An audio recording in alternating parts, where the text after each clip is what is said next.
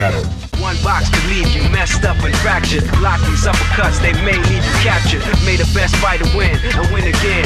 Battle to the top until his life ends. But if his life ends and he starts to decay, may one of his street soldiers avenge things. See you talking to the game, couldn't be talking to me. I got enough to beat and more soldiers to bury. You know it just clicked in and made you realize this game is twice as hard. You see that with your own eyes. You're on the way to choose your type of life, cause you gotta. I tell you from now, which fighter will be the hotter. I don't think you want this one, just practice. Just challenge me when you're ready with your tactics. High punch, the spin kicks, watch your back split. I see you in the air when I make you back flip. Select to make your first pick. 10, 9, 8, 7, 6.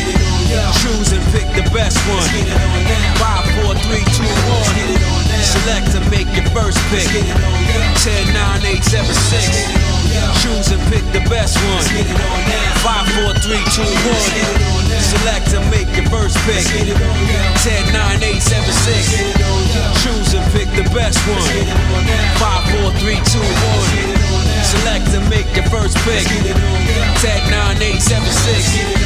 Choose and pick the best one.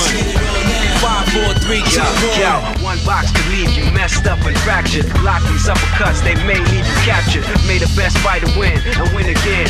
Battle to the top until his life ends. But if his life ends and he starts to decay, may one of his street soldiers avenge things. See you talking to the game, couldn't be talking to me. I got enough to beat and more soldiers to bury. You know it just clicked in and made you realize this game is twice as hard. You see that with your own eyes. You're on the way to choose your type of life, cause you gotta. I tell you from now, which fighter will be the hotter. I don't think you want this one, just practice. Just challenge me when you're ready with your tactics. High punch, the spin kicks, watch your back split. I see you in the air when I make you back flip. Select to make your first pick. Yo, what is up, interwebs? It is your Dean of Destruction, the Academy Headmaster of Gamer Quotient, GQAzndood. What is up? Happy Thursday. It's November 6th, 2025. Oh boy. Gaming has been a thing for a long time now, since 1970, and it is now 70, 80 years later, almost no, it's like 40 years. I'm terrible. Like 40, 60 years now. And it's like not slowing down. Matter of fact, it's incredibly accelerating.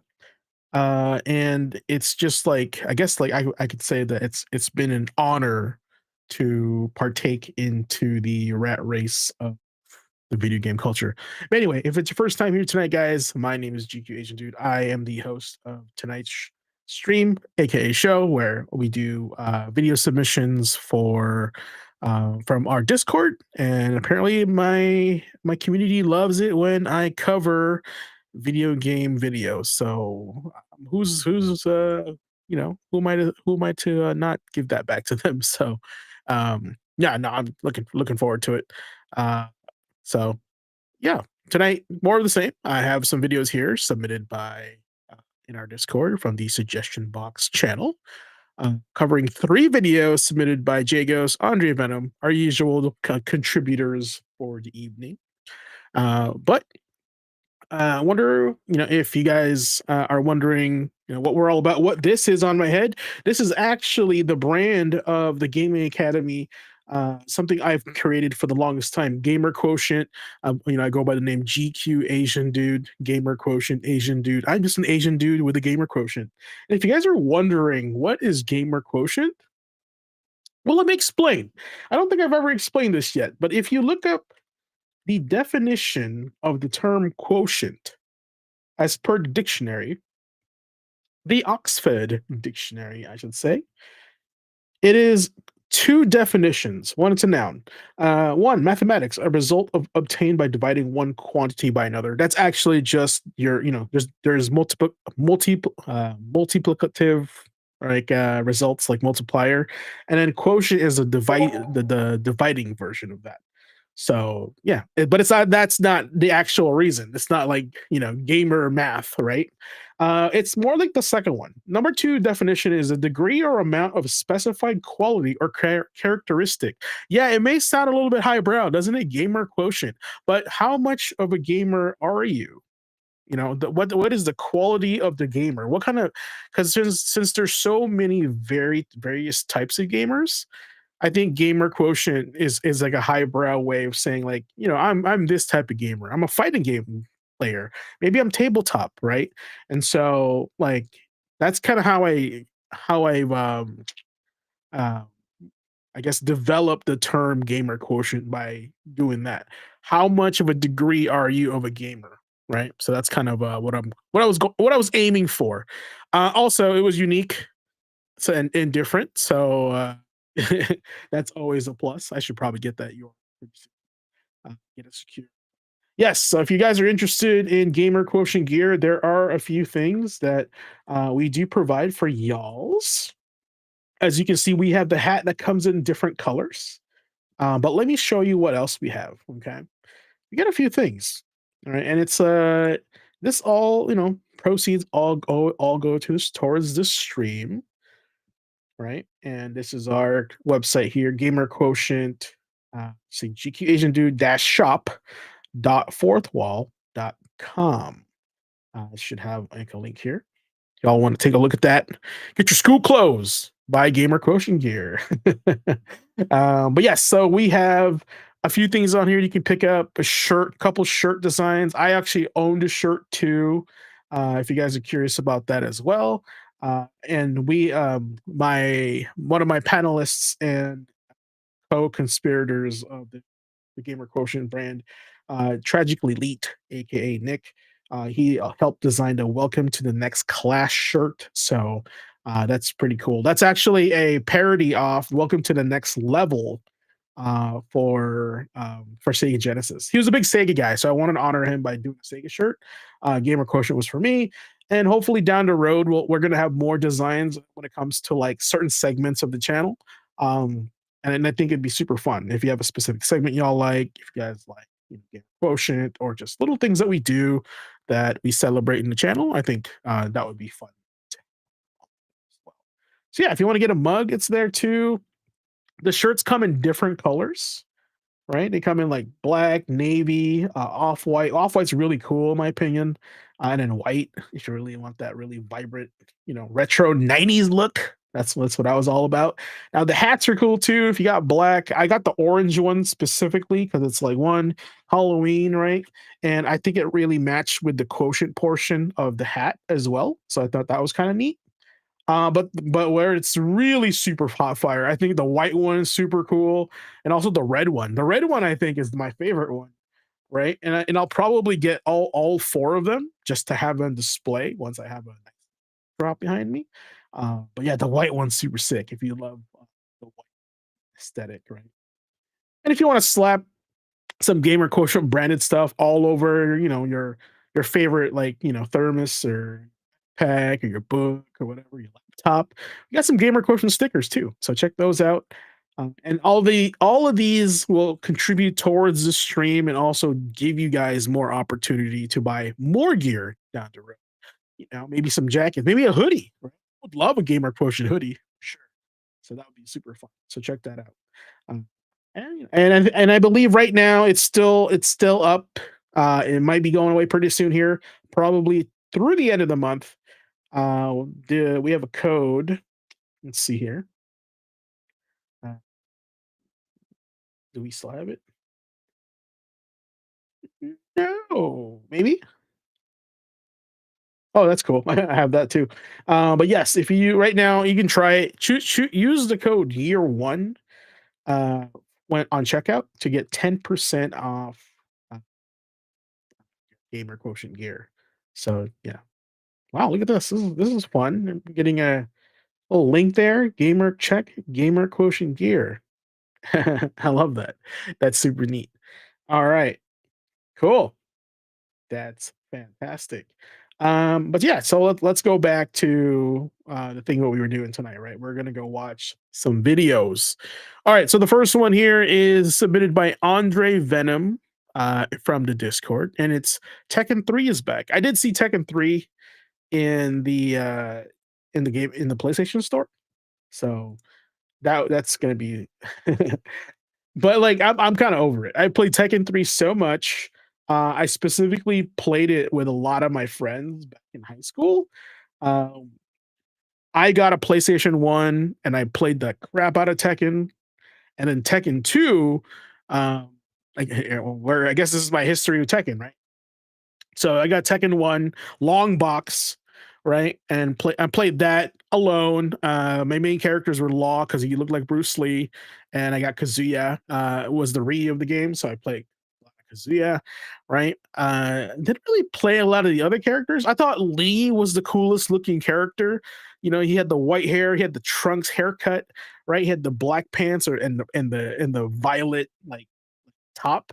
So I thought he's a really cool design character, but Tekken 1 isn't really the popular one. I think honestly Tekken 2 was like the game, right? The real version of Tekken 1, it was actually Tekken 2.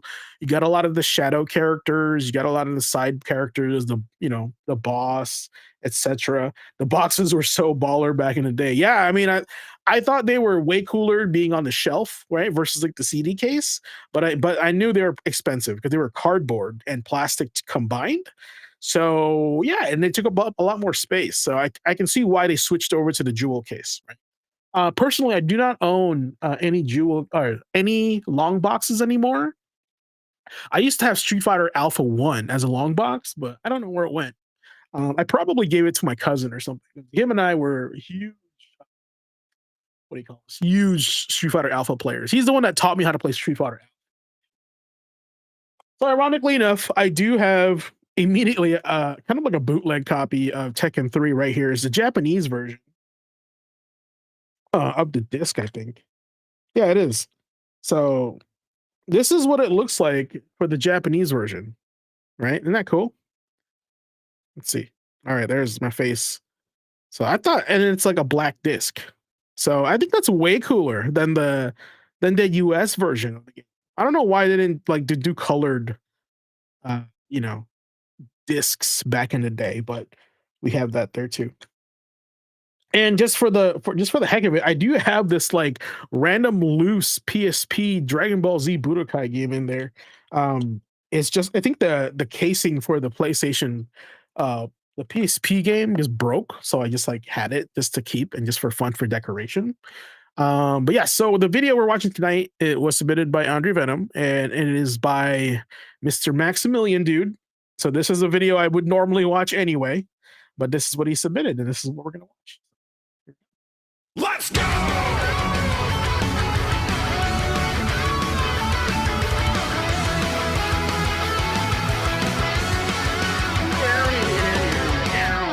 Big day today, chat. Actually, I think it was technically yesterday. PlayStation and Bandai Namco, in collaboration with each other, suddenly decided to just like, hey, we're just gonna take old fighting games and put them on PS5. And it's like, what?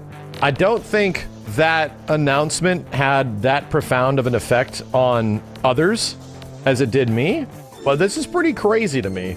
And they've done this for a few games. Tekken 6 is likely... Dude, how does Tekken 6 operate? It's the PSP version? Dude, there's not even two-player? Yeah, because if you get a PSP version of the game, there's no two-player. Like, we saw this with Soul Calibur, where Soul Calibur Broken Destiny came out on PSP, which was cool. You can play as Kratos, but there was no two-player, dude. It was like, oh, well, that sucks. Don't get me wrong. Like, almost any of these attempts are going to be emulated. That's one thing. But, like, giving it the time of day to figure that out and to actually get it functioning and working properly is another thing, you know? If you just emulate an old fighting game and stick it on modern hardware, it likely is going to run like shit. It will look fine, but it'll probably have a ton of input delay, you know, which is just a natural order of process, you know, that comes with this stuff. You're going to get some weird conversion shit. Now, that's exactly why we're here right now, because Tekken 3 is out on PlayStation 4 and 5. You kind of have to think about it this way when let's just say you're recording a TV show, right? and you make a recording of that. But then like you don't have the original anymore, so you copy the copy. So now that's second generation. So the quality of the video is always going to degrade to some degree each time.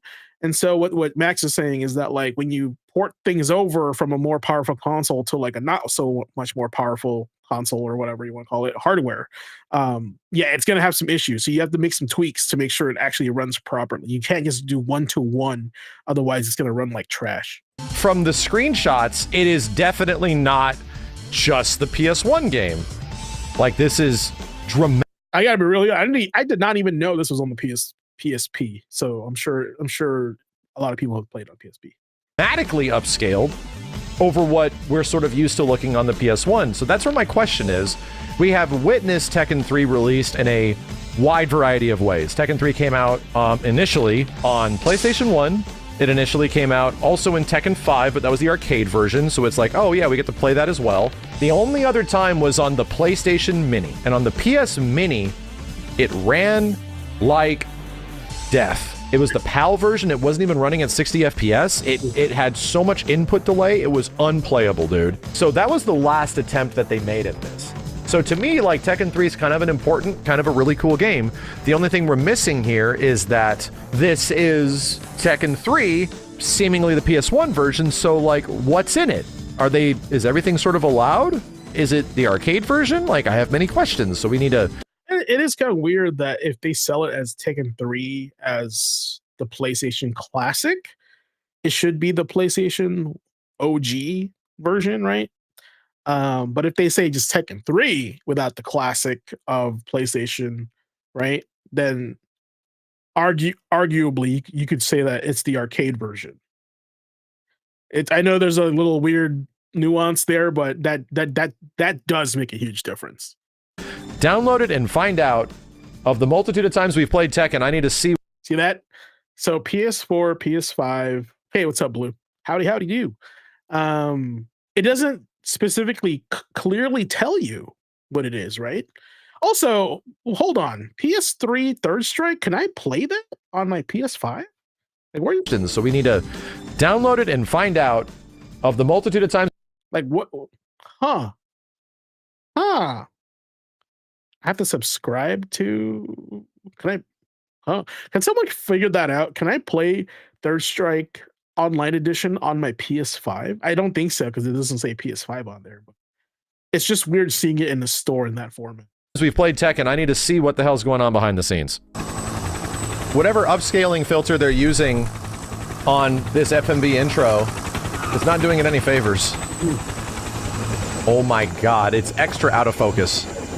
So weirdly enough, if I fired up a PlayStation... Guys, y'all remember seeing this intro for the first time with that music? It was hype. If I just fired up a PlayStation and we watched this intro, it would look better. I don't know what's going on with the intro, but... Marshall. It's mad blurry, dude. Another thing that's really valuable about having like a modern day port, like even if it's emulated, what? Whoa. That is wild. Another thing to note that there's no way you can get original PlayStation Tekken to look really high resolution. There's a good reason. Old Tekken runs on a little thing called like interlaced. And what normally gives you a really high produced image is like something called progressive. So 360p, 480p. Tekken 3 ran at like 360i or 240i. Because it ran on interlaced, it's really hard to make that image look good. It always looks jittery and weird. This is the highest fidelity Tekken 3 I think I have ever seen in official capacity. I think it on PC. Wow. I'm actually crazy impressed, dude. Yeah, I mean, this looks good, but honestly, like, let's be real. I'm sure Ace can emulate this and have it look equally, if not better, right? Let's just think about that. It even handles the slow-mo well. You win. Dude, they legit gave a shit. It looks just like you remember it. This looks much better. then you remember it. You can change it to native res. Hold up. This doesn't help me. What the shit? I get it. This is like 360p or something, but this doesn't help me. Ah, so this is the original 1-to-1 PlayStation, which is not good. You need about this. This is better for modern television. Or Square Pixels looks pretty good too. Square Pixels, I think, scales correctly, but things can look a little skinny. Does anyone have any confirmation? Because Gon is an unlockable character, right? Unlock Gon easily, get a high score on survival mode, then none of the following as your name, Gon.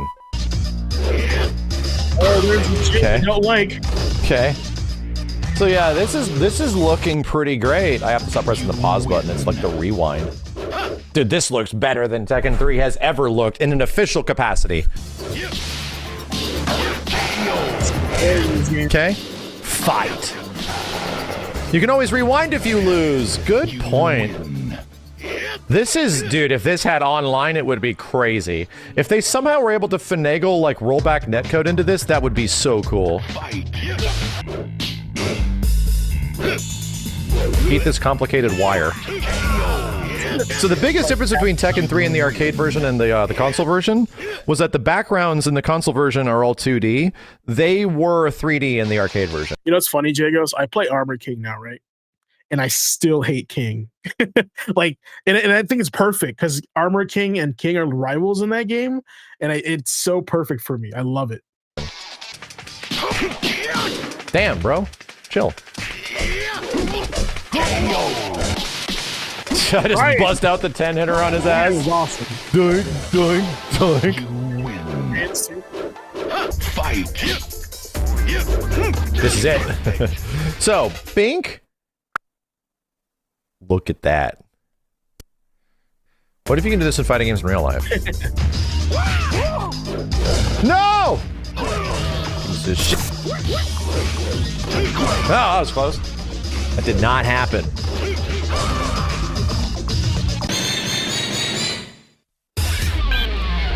Wow! Oh, so this is the PlayStation version, not the arcade. That's cool. Yeah, Horong was the coolest character, I think, in this game because, like, okay, the reason why I'm saying that is because when this game had come out during, my tenure when it first came out in the PlayStation, one of my favorite movies was Drunken Master 2 with Jackie Chan, and he fights a guy in the end of the movie where it's just all kicks. Please, guys, tell me you've seen this fight scene. Please tell me you have. If not, wait, I need to show you why I think Hwarong is so cool. Please, someone in chat. I'll look for it right now. Look at that. The first thing I type is Drunken Master, and the first result is Final Fight. That's how you know this fight scene is sick. Okay? All right. I haven't seen an answer yet, but like let's move forward. Okay. Wow, they did it. Wow, dude. Gun. It is actually the probably best version of Tekken 3 that I have seen since the original PlayStation version. Somebody truly did this. Gets me mad excited for Soul Calibur 3 because Soul Calibur 3 looks kind of like shit. It's an amazing game, but it kind of looks like shit on the PS. I think it's cool that they cared enough to like up-res and clean it up a little bit. 2? Oh yeah! Take that, asshole! You too. The best sound effect of all time. This is so sick, dude. We really had it, man. This game had so many features. There was so much stuff to do in it. Like, fighting games used to be, like, the fighting games that were the most feature-rich were the ones that were the most successful back in the day. And now it's, like, just happening again. They have to be feature-rich, bro. Now loading. Emulated loading. My best friend. Forrest. Don't eat my chicken, bro. Okay. Wow, dude. PS1 load times are there, but there's actually not that much loading in Tekken 3, just in general, even on the PS1 version. So the devs doing these are originally the PCSX2 team, Implicit Creations. It might be because these are really good. Are you telling me that Sony went out and scooped up the PCSX2 guys for PlayStation emulation on the PS5? That makes so much sense, and I think freaking genius. If they really want, yeah, dude, that's a dub. That is a dub for PlayStation. Way to go, guys. Way to go. Way to go. And PS4? That is crazy smart. I guarantee you the emulation scene doesn't exist just to like steal sales of games. No, it's there to preserve shit. Yeah. Not only they probably made this already for free, like PS, those guys did it. Like Sony was like probably like, hey, they did a good job. We want to sell this, so let's just hire them. That I feel like that's the way you get the two communities to connect it together. That's so smart. So that we can have it, right? And it doesn't have to go away. And people would support it and buy it if we had it. And yeah, this is a decent example of that. I get it, it's emulation, but dude, I'm playing it and it's shockingly good. And it's also the fact that it doesn't have a shit ton of input delay. There's a little bit because it's emulation, but it's like completely playable. You would never notice. In fact, the delay could be because of wireless. What if they eventually got to like Tekken 4? Because you absolutely could pull off Tekken 4 at 1080p to 4K. Yeah, Andre, what are you talking about? You put it in the suggestion box and I'll watch it. Okay, on a PlayStation 5. I mean, that's cool. The next best bet is including rollback netcode, right? Because we're likely this is likely where Bandai Namco is like seeing where the future of these things can go. They're likely just like, hey, so we already have Tekken like 1, 2, and 3, I believe, right here. In what ways can this actually be amplified, right? So Tekken 5 DR is still stuck on PlayStation 3. Yeah. Tekken 5 is still stuck on PlayStation 2, technically, okay? PS4 also on the older systems. Weird things exist, like Tekken 6, and that isn't particularly great because it is the PSP version. And the worst part about PSP ports is that they're only 2-player. So for fighting games, they sort of suck. It sort of comes with a huge compromise. That, yeah, oh, Tekken 6, cool, but, like, you really don't really get to enjoy this. Like, this is a PSP game, my dude. This is definitely not what you think it is. Holy, if these are screenshots, yeah, this is definitely the PSP version, man. Whoa. All I'm saying is that, considering how good this runs, there is space for this stuff to exist. And the only other thing that can make it exemplary, the way you can one-up Nintendo and what they do, is by including actual rollback netcode. And it's clear that this game is already ready for a predictionary state because it has this. Literally has this stuff, man. Like, we're able to identify what state the game is in at any point and just go backwards and be like, hey, we're immediately there, you know? The devs confirmed they're looking into more PS3 games to get them running on this kind of emulator. It's just going to tend to take more time. I don't know, dude. Yeah, it's like, dude, what if the RPCS3 guys came in and started working on PlayStation 3 emulation? I get it. For anybody else that is anybody, yeah, it's emulation. Who gives a shit? But at the same point, it's like, this is better than nothing. These games are stuck, man. It's clear that Bandai Namco ain't doing anything with them, but having them come back in some way like this is really sick. Yeah, and okay, you guys remember this little number here? Let's see if you guys can remember. I'll have Max play in the background. Arr. Arr. Giant swing is all my nade. Is that half circle forward square?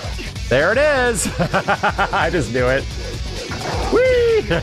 I just knew it. Round 1. Fight.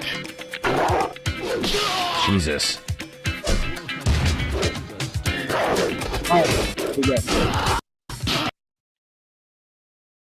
This is the game they need to emulate, folks. Y'all remember that?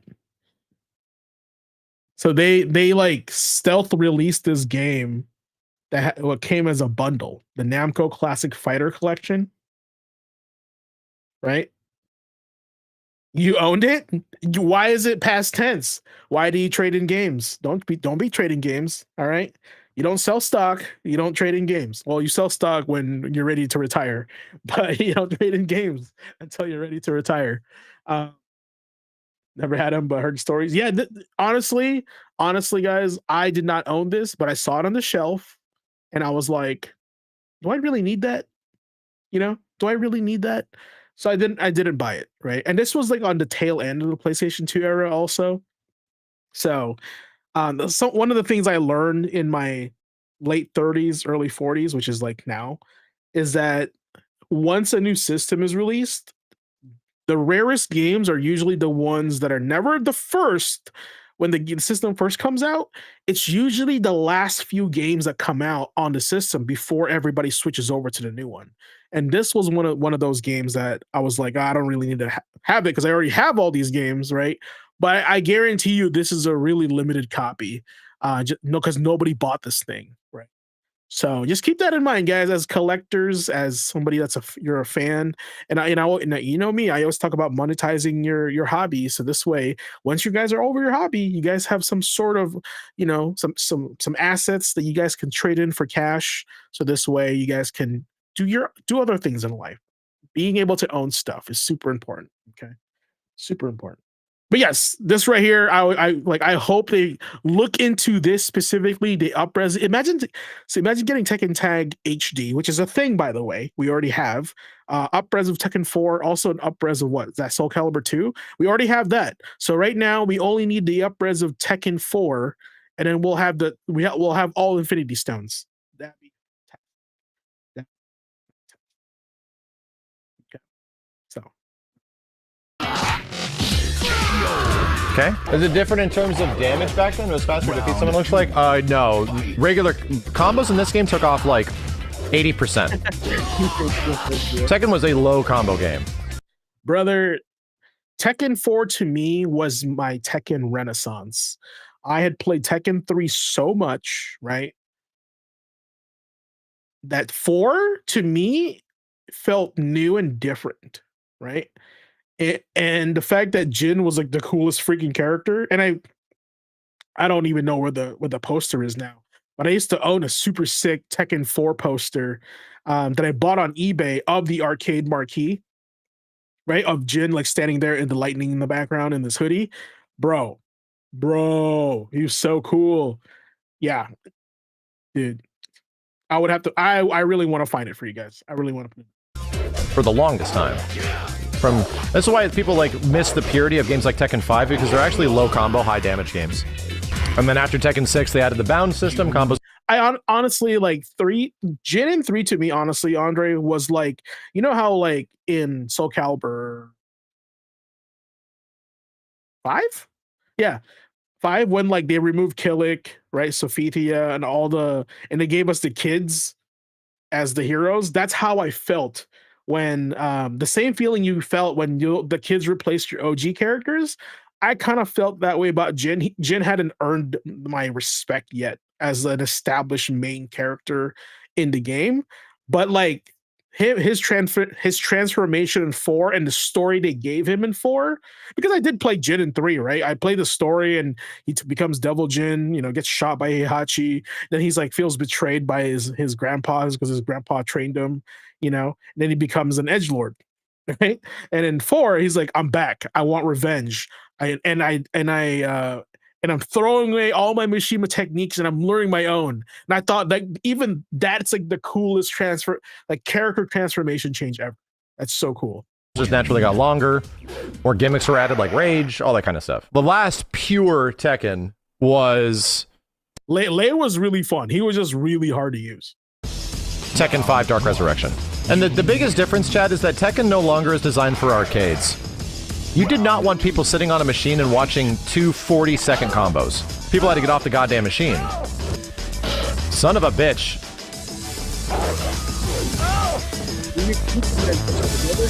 Duh.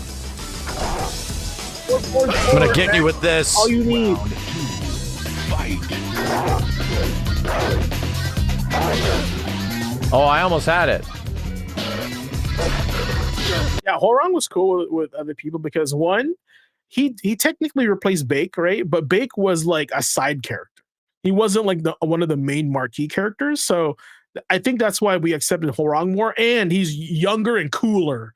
So let's keep that in mind. Take that, you shitty kid. Keep getting up, yeah.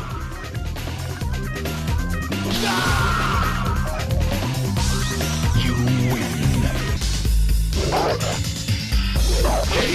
Wow. Is there online play? That is the only part that's unfortunate, is that it does not have any natural, like, netcode options. You can share play with people on PlayStation, but that's about it.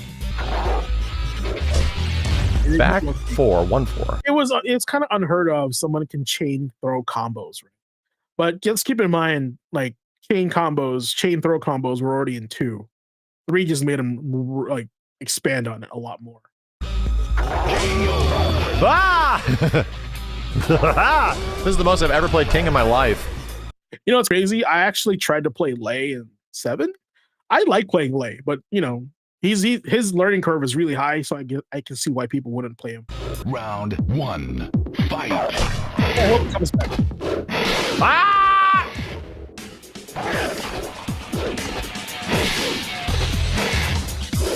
I lost sympathy for him. Max doesn't know the down 3-4 4-4-4-4 spam with King. Kiss my ass! I can't grab him. He's ungrabbable. Little piece of shit. Goddamn Yoda over here. Ah! Goddamn Yoda. This freaking Yordle. Wild. Okay. Okay. Ah! Ah! Oh, Jesus Christ. Everything. My accuracy was like 5%. Wait a minute. 5. Kiss my ass. There's the Piece of shit. Look at that. Kiss my ass. Kiss it. Kiss. Kiss, kiss, kiss. There we go.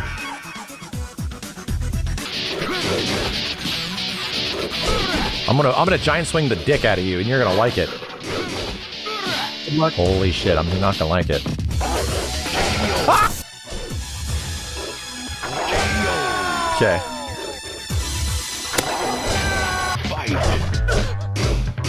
I'm still going. Ah! Please. He also had a kick. Oh my god. No. Ah! Yeah, 100% agree. That Oh, but SNK boss fight, the SNK boss fight.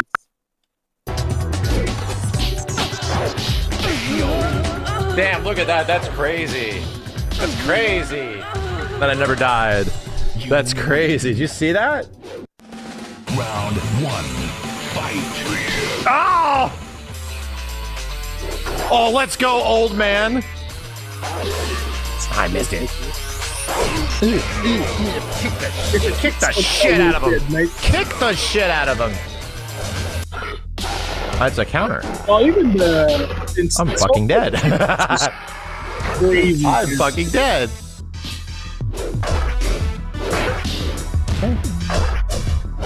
I couldn't duck it. Okay, I'm getting fucking wasted here. This heads up pains me a little bit. The micro duck. I've died this day. I don't even know if that's PG. You Sucked him dry. Final round. Fight. The real boss. Real goofy bitch himself. Ow! Fuck! Okay. Okay. I'm gonna give this guy the backhand slap. Oh, I'm gonna die to it. Okay.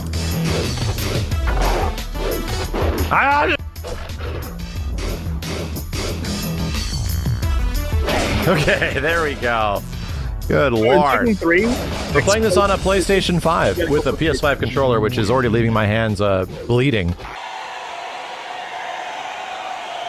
Now, I have a question. If I press pause right here and I go to settings, visual preset. Now this is like just changing. This is like a scan line thing. Yeah, the old video upscaling only looks so good. It helps. I mean, it certainly helps. It's actually not a bad scanline filter. Murder him. Yeah, apparently the new Armor King like doesn't like the King now. Yeah, everything's fine.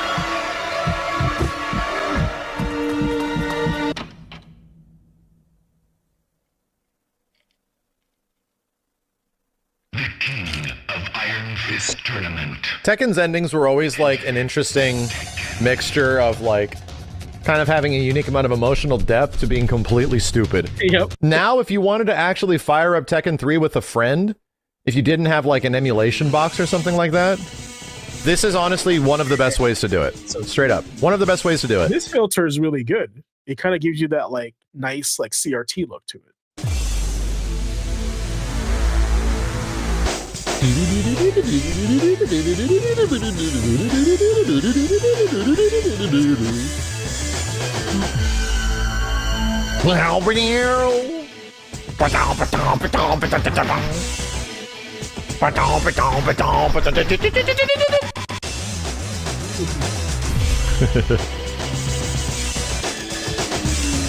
It's just one of the greatest games ever made. I'm not even going to say fighting games, dude. One of the greatest games ever made. It's true. It's still fun as shit, you know?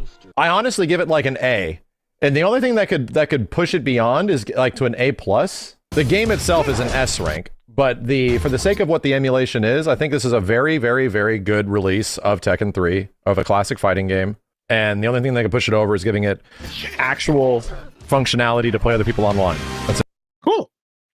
No, that's I like that. You know, I think that was. I think it's cool that that's the direction they took with bringing Tekken 3 back to us, right? So hopefully they don't just look at the numbers; they look at the fan response to it, and then they hear the appreciation of, you know, they like, hey, this is a good thing you guys are doing. We love the way you're doing it. Keep doing it. You know, so hopefully it's something, you know, like we get more. So, all right. So Horong, right? So y'all remember this movie? Hopefully, you know, we don't get crazy. So this is the scene I'm talking about. So Horong, so the guy Jackie Chan is fighting is a mixture of Horong and Lee at the same time. Right? I was really into this movie when I was a kid.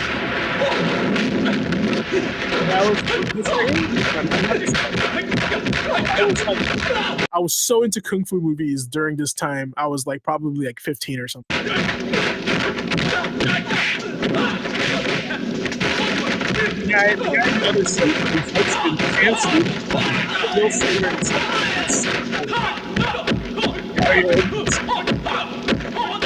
And like, for us to do that, right?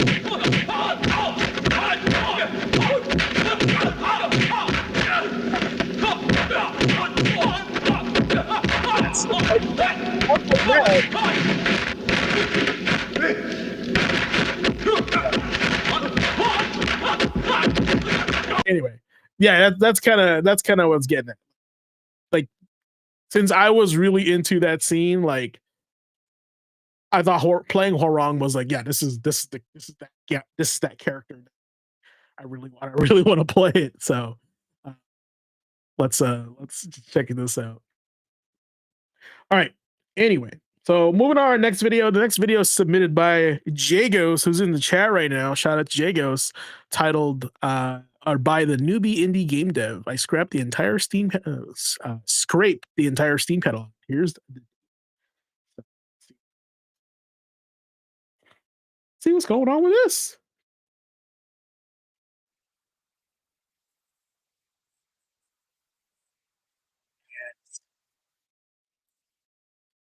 Okay, here we go.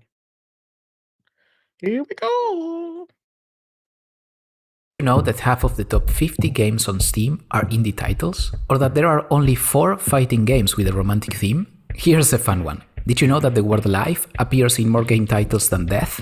Yet war is mentioned twice as often as love? Today, we're diving into the data and exploring some fun insights into the game development industry. Let's start with the basics. In 2024, an average of over 70 games were released on Steam each day. A huge volume and one that's grown tremendously over the years. Around 28% of games released last year hold a positive rating today. And of those, only 2% have managed to surpass the 10,000 reviews, showing both popularity and a strong reception. For context, the fighting roguelike Sifu sits around this level. Is Sifu a fighting roguelike, guys? Is that accurate? Or is every time you play it, it's the same, right? I don't think it's a roguelike. Does that seem wrong, that description? I don't think that's right. While there are some great tools available for analyzing metrics like these, they don't offer the specific data I needed for my analysis. So I had to collect it myself, directly from the source, Steam itself. And that brings us to the methodology. I'll explain it so you can see exactly how I arrived at the conclusions in this video. I started by using Steam's API to pull the full catalog of over 200,000 apps. I pulled this data mid-October 2024, so all insights are based on that timeframe. Once I had the full catalog, I wrote a script to pull data for each game, including details like its name, price, release date, and the rating and number of reviews. I used 2 endpoints from Steam, one for basic game details and another for the user reviews. I also used Steam Spy, a third-party tool with an API that estimates key metrics, like player counts for each game. To complete the picture, I used web scraping to collect game tags. This means I ran a program that navigated the entire Steam store, copying the tags for each game and saving them to a file. I found these tags especially valuable because they reflect both the developer's input and the community's influence on how the game is categorized. These scripts ran for about 150 hours, that's over 6 days, gathering all the data needed for the analysis. The data from these APIs was messy and inconsistent, so I went through a systematic cleanup process. After sorting everything out, I ended up with more than 200,000 apps, roughly 140,000 of which were games or demos, each with a variety of attributes. This added up to millions of data points, so I organized everything into a database to make exploring and analyzing it much more efficient.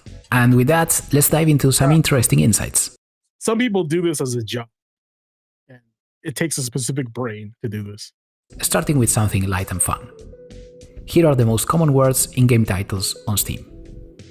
It's interesting to see how often certain genre names appear: adventure, simulator, shooter, and many others. There's also a lot of emphasis on fantasy themes, with words like dragon and monster popping up frequently. And certain words align with available Steam tags, like zombies and even cats. Both cat and cats made the top list, which I thought was pretty funny. Then there are some unexpected ones, like paper or cube. Not sure what's going on there. If you're aiming for a unique or memorable title for your game, maybe steer clear of the words on this list. Or maybe these words are here because they are good descriptors that resonate with players. Familiarity could be appealing too. Well, I get trying to be unique, but like, no one's gonna find your oddball keyword if people don't use that oddball keyword in society. Like if I said I like SimCity, right? So what would I put in to find another SimCity like game? I would be like City Builder or City Simulator, right? City Builder, City Simulator Builder. Like it, you know what I'm saying? Like stuff like that. But if your title is like, you know, the the despot's creation, right? Like that's like, what? How am I going to find that with that keyword? So I get it. You want to be unique, but at the same time, it's like you need those keywords to help people find your game in a search. I'll let you decide what you think about that. Next, let's dive into the data on the highest rated and lowest rated games on Steam. For the top games, I focus on titles with an overwhelmingly positive rating, sorted by the number. Terraria is the number one highly rated game.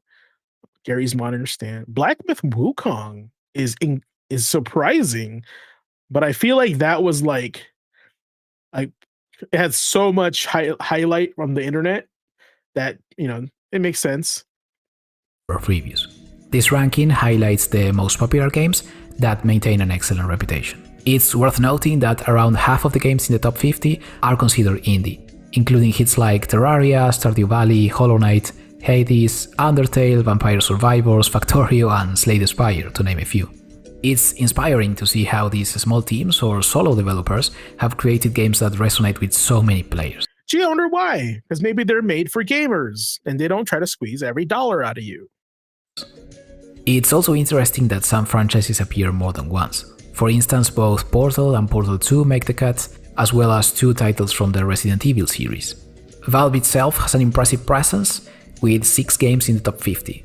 The only other developers with multiple entries are SCS Software, Larian Studios, and Capcom, with 2 titles each. At the other end of the spectrum, we have the lowest rated games. Ooh, War of the Three Kingdoms. Huh? Really? What game is that? Superpower 3, Rocksmith Plus, Game Tycoon 1.5. I feel like I played that game. Identity, Command & Conquer 4, Tiberian Twilight. It's bad. Airline Tycoon, never played it. Kinetic Void, Airport Simulator. Oof. Flat out 3, Uriel's Chasm, and Space. Remarkably, only 12 games on Steam have an overwhelmingly negative score. Even the least reviewed of these has more than 500 reviews, meaning all of them have a substantial base of feedback. I reviewed each title to understand why they performed so poorly. The game with the lowest score, War of the Three Kingdoms, is a 2021 release with nearly 60,000 reviews, filled with complaints about everything from lack of localization to gameplay issues, lag, aggressive monetization, and accusations against the company's integrity. In several of these low-ranked games, players felt misled or scammed by paying for what they perceived as unfinished or poorly Oh, you had to pay for this game? Oof. executed projects. Many of these games also face severe technical problems, with frequent mentions of bugs and crashes.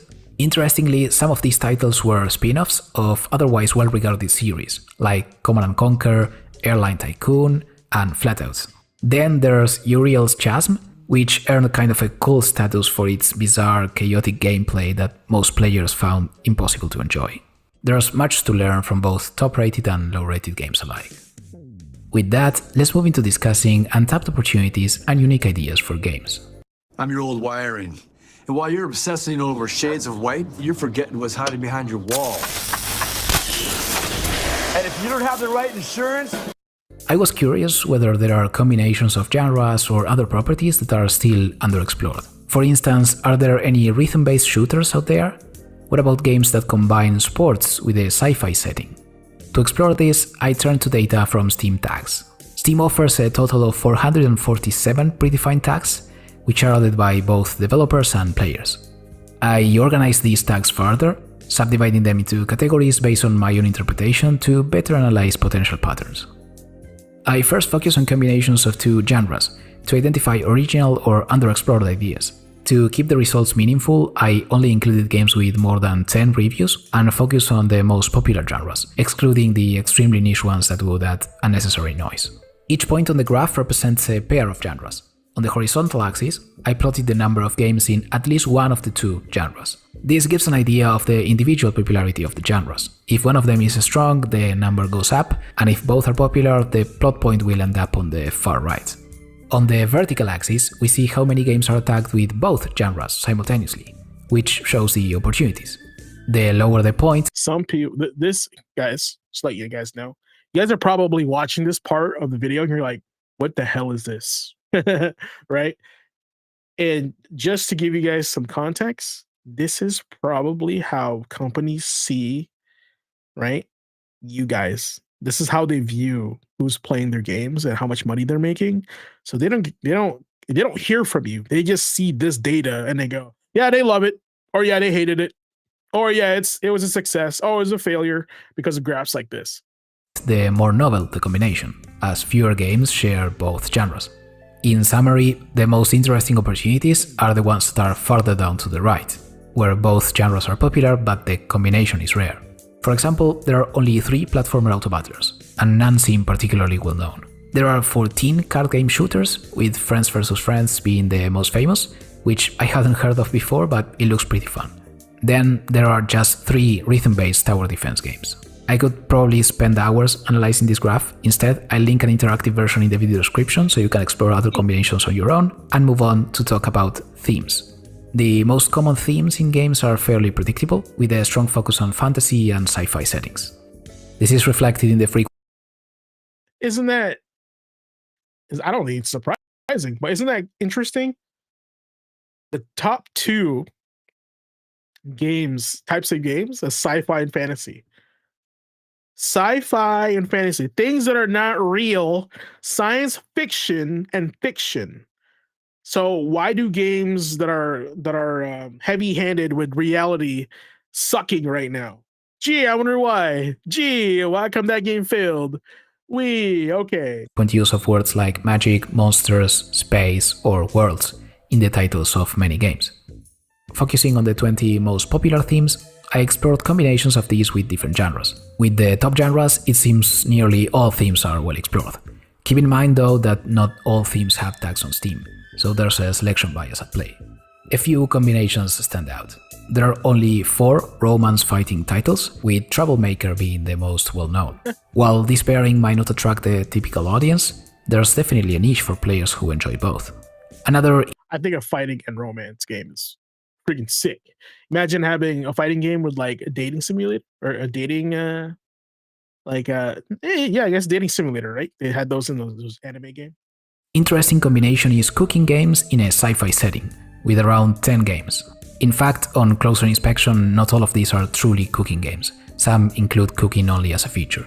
But the idea of, say, running a hot dog stand on an alien planet has a playful charm. So these combinations can definitely spark new ideas.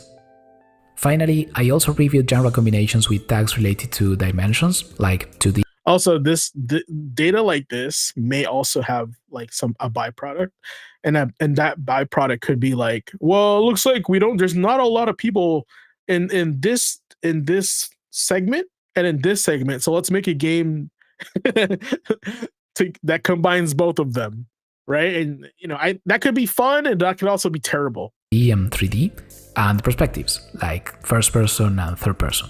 But it's probably best if you explore the data yourself. I'll link to all of these charts. One trend worth noting though is the steady rise in 3D releases. New 3D titles are now being launched almost as frequently as 2D ones.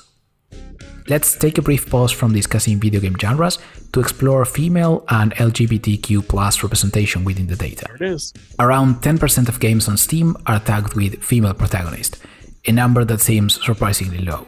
I had expected this percentage to show a steady growth over the years. Okay, this is actually an interesting title, interesting graph here. So 2014, it was higher, then it started dipping around 2017 and 18 and 19, and really bad during COVID, right? Because COVID was 2020. And then they were like, let's put women in video games, and all the way back up to 2021. Okay, that makes sense. If this data is a representation of Steam, I haven't used Steam enough to to identify the patterns or like notice the trend. But like as far as holistically the gaming industry, I feel like the themes have always been there. They just weren't so heavy-handed and shoved in your face, But interestingly, the trend isn't so clear. In contrast, LGBTQ+ representation shows a much clearer upward trend, with tagged games tripling in proportion. Yeah, now look at this. Look at this. Look at this now. That's crazy. So it's almost like, okay, let's push this. And you notice in 2020 till 2024, which administration was there, right, handling this. So, and it's probably dipping now in 2024, right? So it's probably going to go back up, just depending who's running the country. Over the past decade. The oldest title with this tag is Secret of the Magic Crystals from 2010, a game about breeding horses, I think. With Asana, tasks and company-wide goals are in one place, so your teams understand. Moving on, let's dive into a specific genre of games that has picked. Also, if you're a female protagonist and you don't see the character, and you're just like this, they just refer to you as she, does that even count? Like, you may as well be like an ambiguous, like, blob on the screen. That's just me.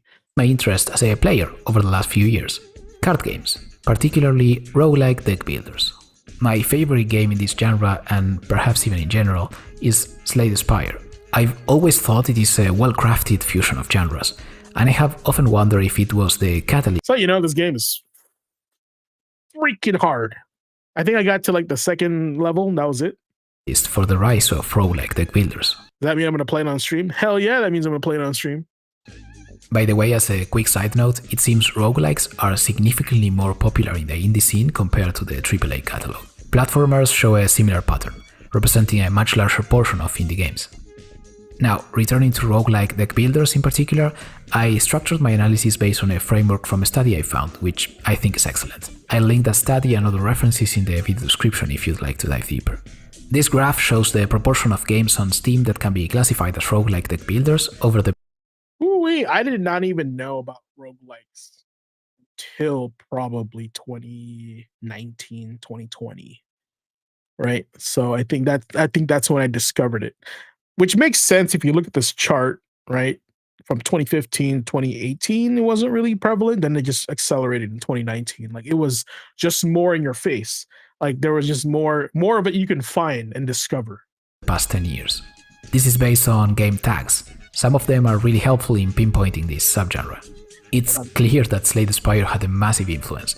Its release in January 2019 sparked a significant rise in the number of games in this category. And in less than 5 years, the genre's presence in the Steam catalog grew by 5 times. When we examine the popularity of these games, measured by review counts, we see that while the genre has grown, most titles still remain relatively niche, accumulating fewer than 100 reviews. However, there are some standout successes, like Inscription and Balatro. Blue, to respond to your comment. I mean, like, it's never really mattered to me, honestly. Like, just as long as they look cool.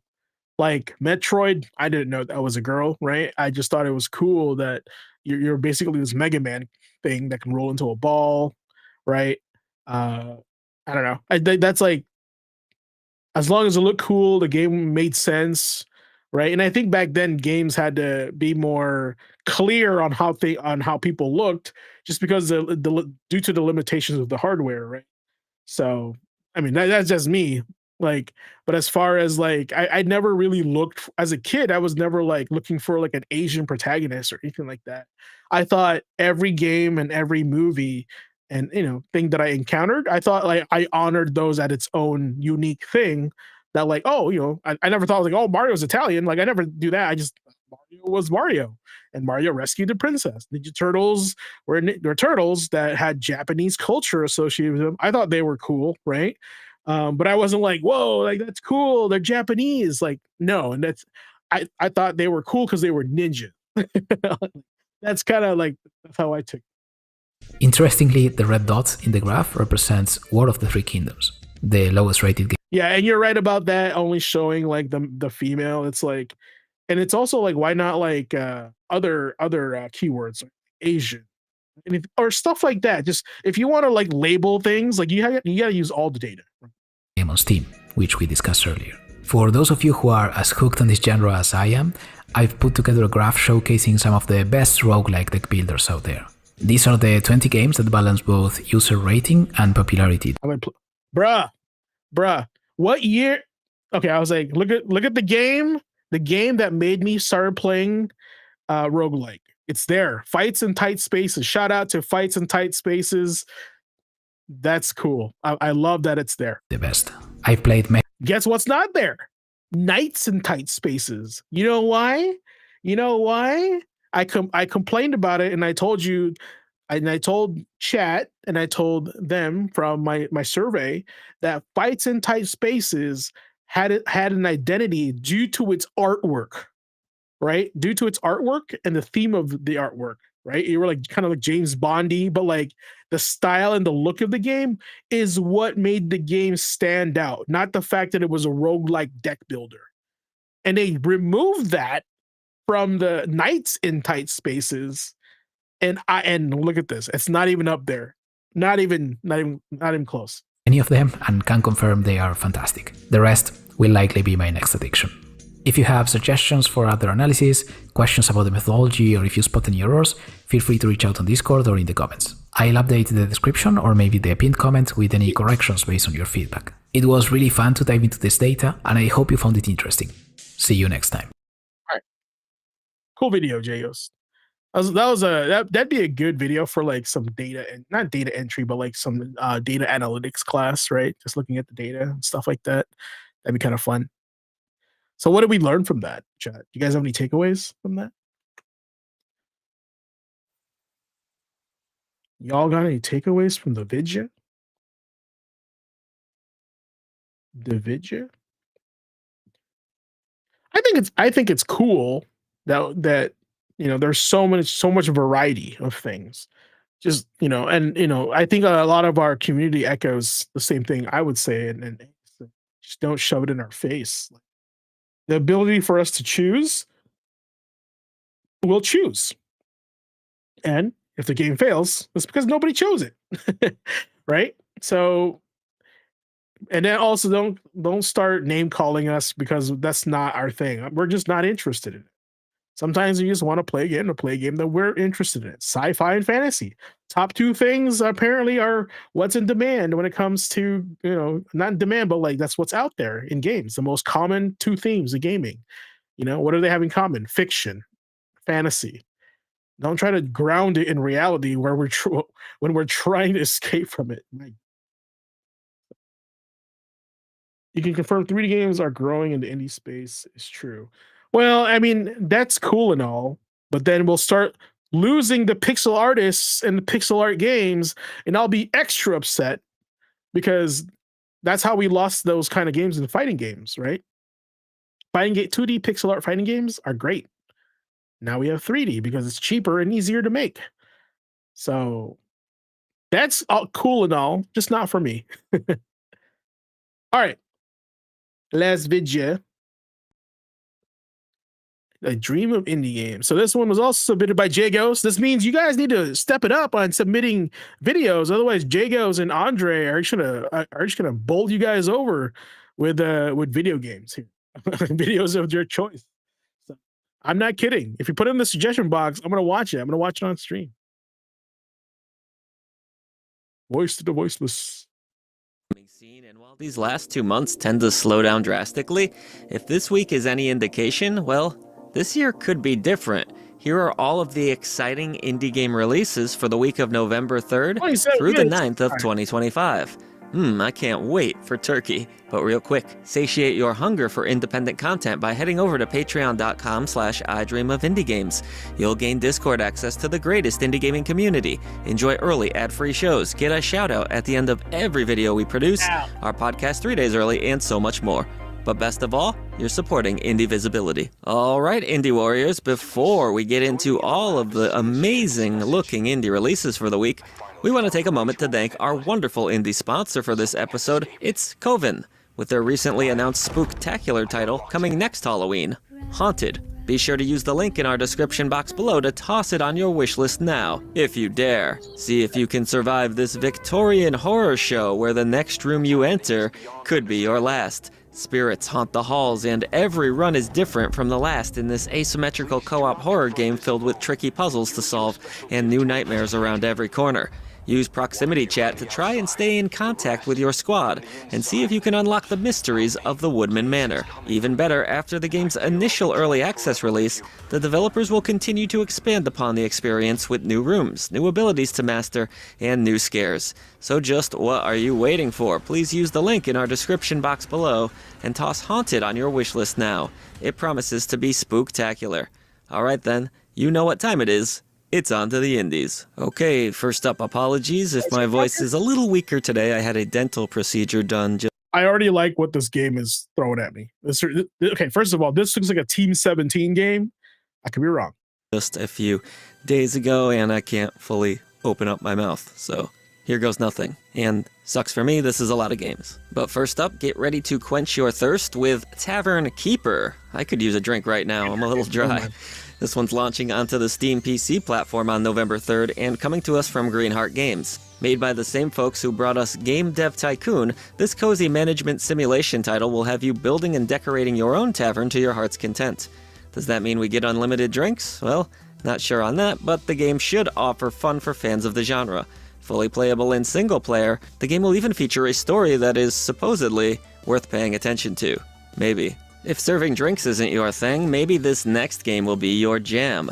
Devil Jam is coming to PC and consoles from Rogueside.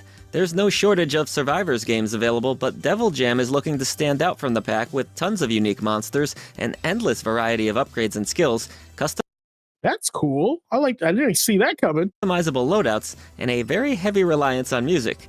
Instruments are matched to the beat as you strategically slot synergies and take down epic bosses in this metal-infused release that will drop on the 3rd. Perhaps you're more into commanding soldiers, stealing land, and, running an empire during war times? If that's the case, add Tales of Old Dominus to your collection this week. This revenge tale takes place in a massive open world featuring RPG elements. Bro, this looks like a game that came out in 1999. A bit of base building, a dash of stealth, crafting, and more. A great deal of effort has also been placed on telling a grandiose story, and with an open-ended character progression system, you'll have plenty of ways to customize your character. Have at it early this week. Up next, we have Legends of Dragia, Idle Dungeons, launching on Steam.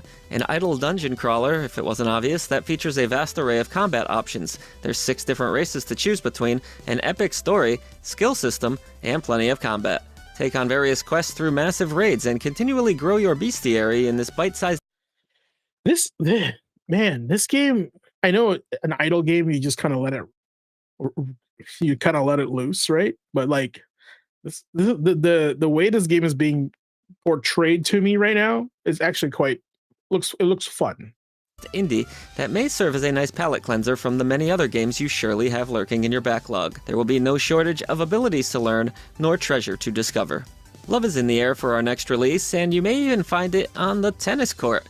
You'll control the coach, and it doesn't seem like a bad gig at all in Academy Love Saga, Tennis Angels. But before you fall in love, you gotta best these ladies on the court head-to-head in intense tennis battles. Use an assortment of blast shots, get up close to the net, and do whatever it takes to win. Characters can even be leveled up in this goofy-looking relationship. We just talked about genres colliding, tennis and waifu simulator? Bro. It's not Top Spin, though. Top Spin is the best tennis game ever played. It's coming to us from Tora Creatives. Let's see if we fall in love. Get it? Love? Tennis? Now we step into the realms of madness. Okay, see, the games that look like this is the games that I like. No, literally, that's the name of the game, which is coming to us from Robin van der Horst, a name that I absolutely love.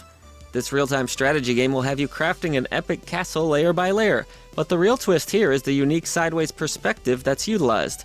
Players can build underwater, on solid ground, or maybe even in the sky. If I were him, I'd bundle my home and auto and pick up the real. All right, it reminds you of Two Crowns, right? Yeah, you guys know. One thing's for certain, there's no shortage of beasts to defeat in this epic-looking strategy release. Maybe that castle was a bit too dreary for you and you'd rather chill out by the garden. Well then, Dream Garden shall answer your prayers. This cute little simulation title will have players crafting adorable dioramas of wee little gardens. There's tons of plants to pick from, no shortage of decorations, and handy-dandy tools to ensure your plants grow strong and healthy. Watch your garden prosper before your eyes on the 3rd, coming to us from Campfire Studio. Turn-based fantasy lovers, Slaves of Magic casts a spell on the 3rd and will place you smack dab in the middle of an epic battle to save humanity from certain doom. Taking place across a massive continent, it will be crucial to manage your bases and resources as you gather troops across regions and grow your influence. So get out your strategy thinking caps because it seems like you'll need them this week. Yo ho ho, it's the Bigfoot life for me. Nah, no pirates here, but in Bigfoot life, you get to control one of the greatest legends of all time, not named King Kong. This simulator quite literally lets you control Bigfoot within the woods. You'll need to gather up your own food, create a home for yourself, and hopefully you get to scare away any locals. I think it would be great if there was a scream button to scare the pants off of people. Things could get a bit hairy when Bigfoot life leaves its print on the indie gaming scene on the 3rd. We're sticking with nature now with the cozy sculpting game Babbling Brook. You'll carve winding streams by moving sand and rock out of the way and letting the water carve itself a path down the mountain. You won't be alone on your journey though, as a flock of rubber ducks will bob and float along your brooks, and a few of these little duckies have special challenges and rewards for scooping them up and sending them to the ocean.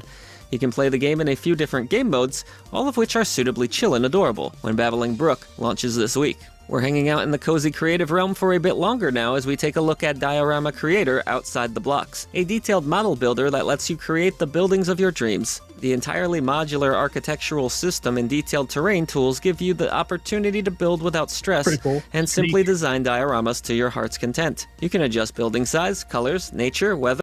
All right. I can tell you right now, the coolest way to make money out of this game is 1, this is a cool game in general, and 2, they can 3D print this. I feel like, and then have it sent to you. You know what I'm saying? Like, they should have the developers that made this should have a business that creates snow globes of the things that the people create in the game, and they can double dip. And water systems, all of which are perfect for those who have big crafty dreams but low crafty ability.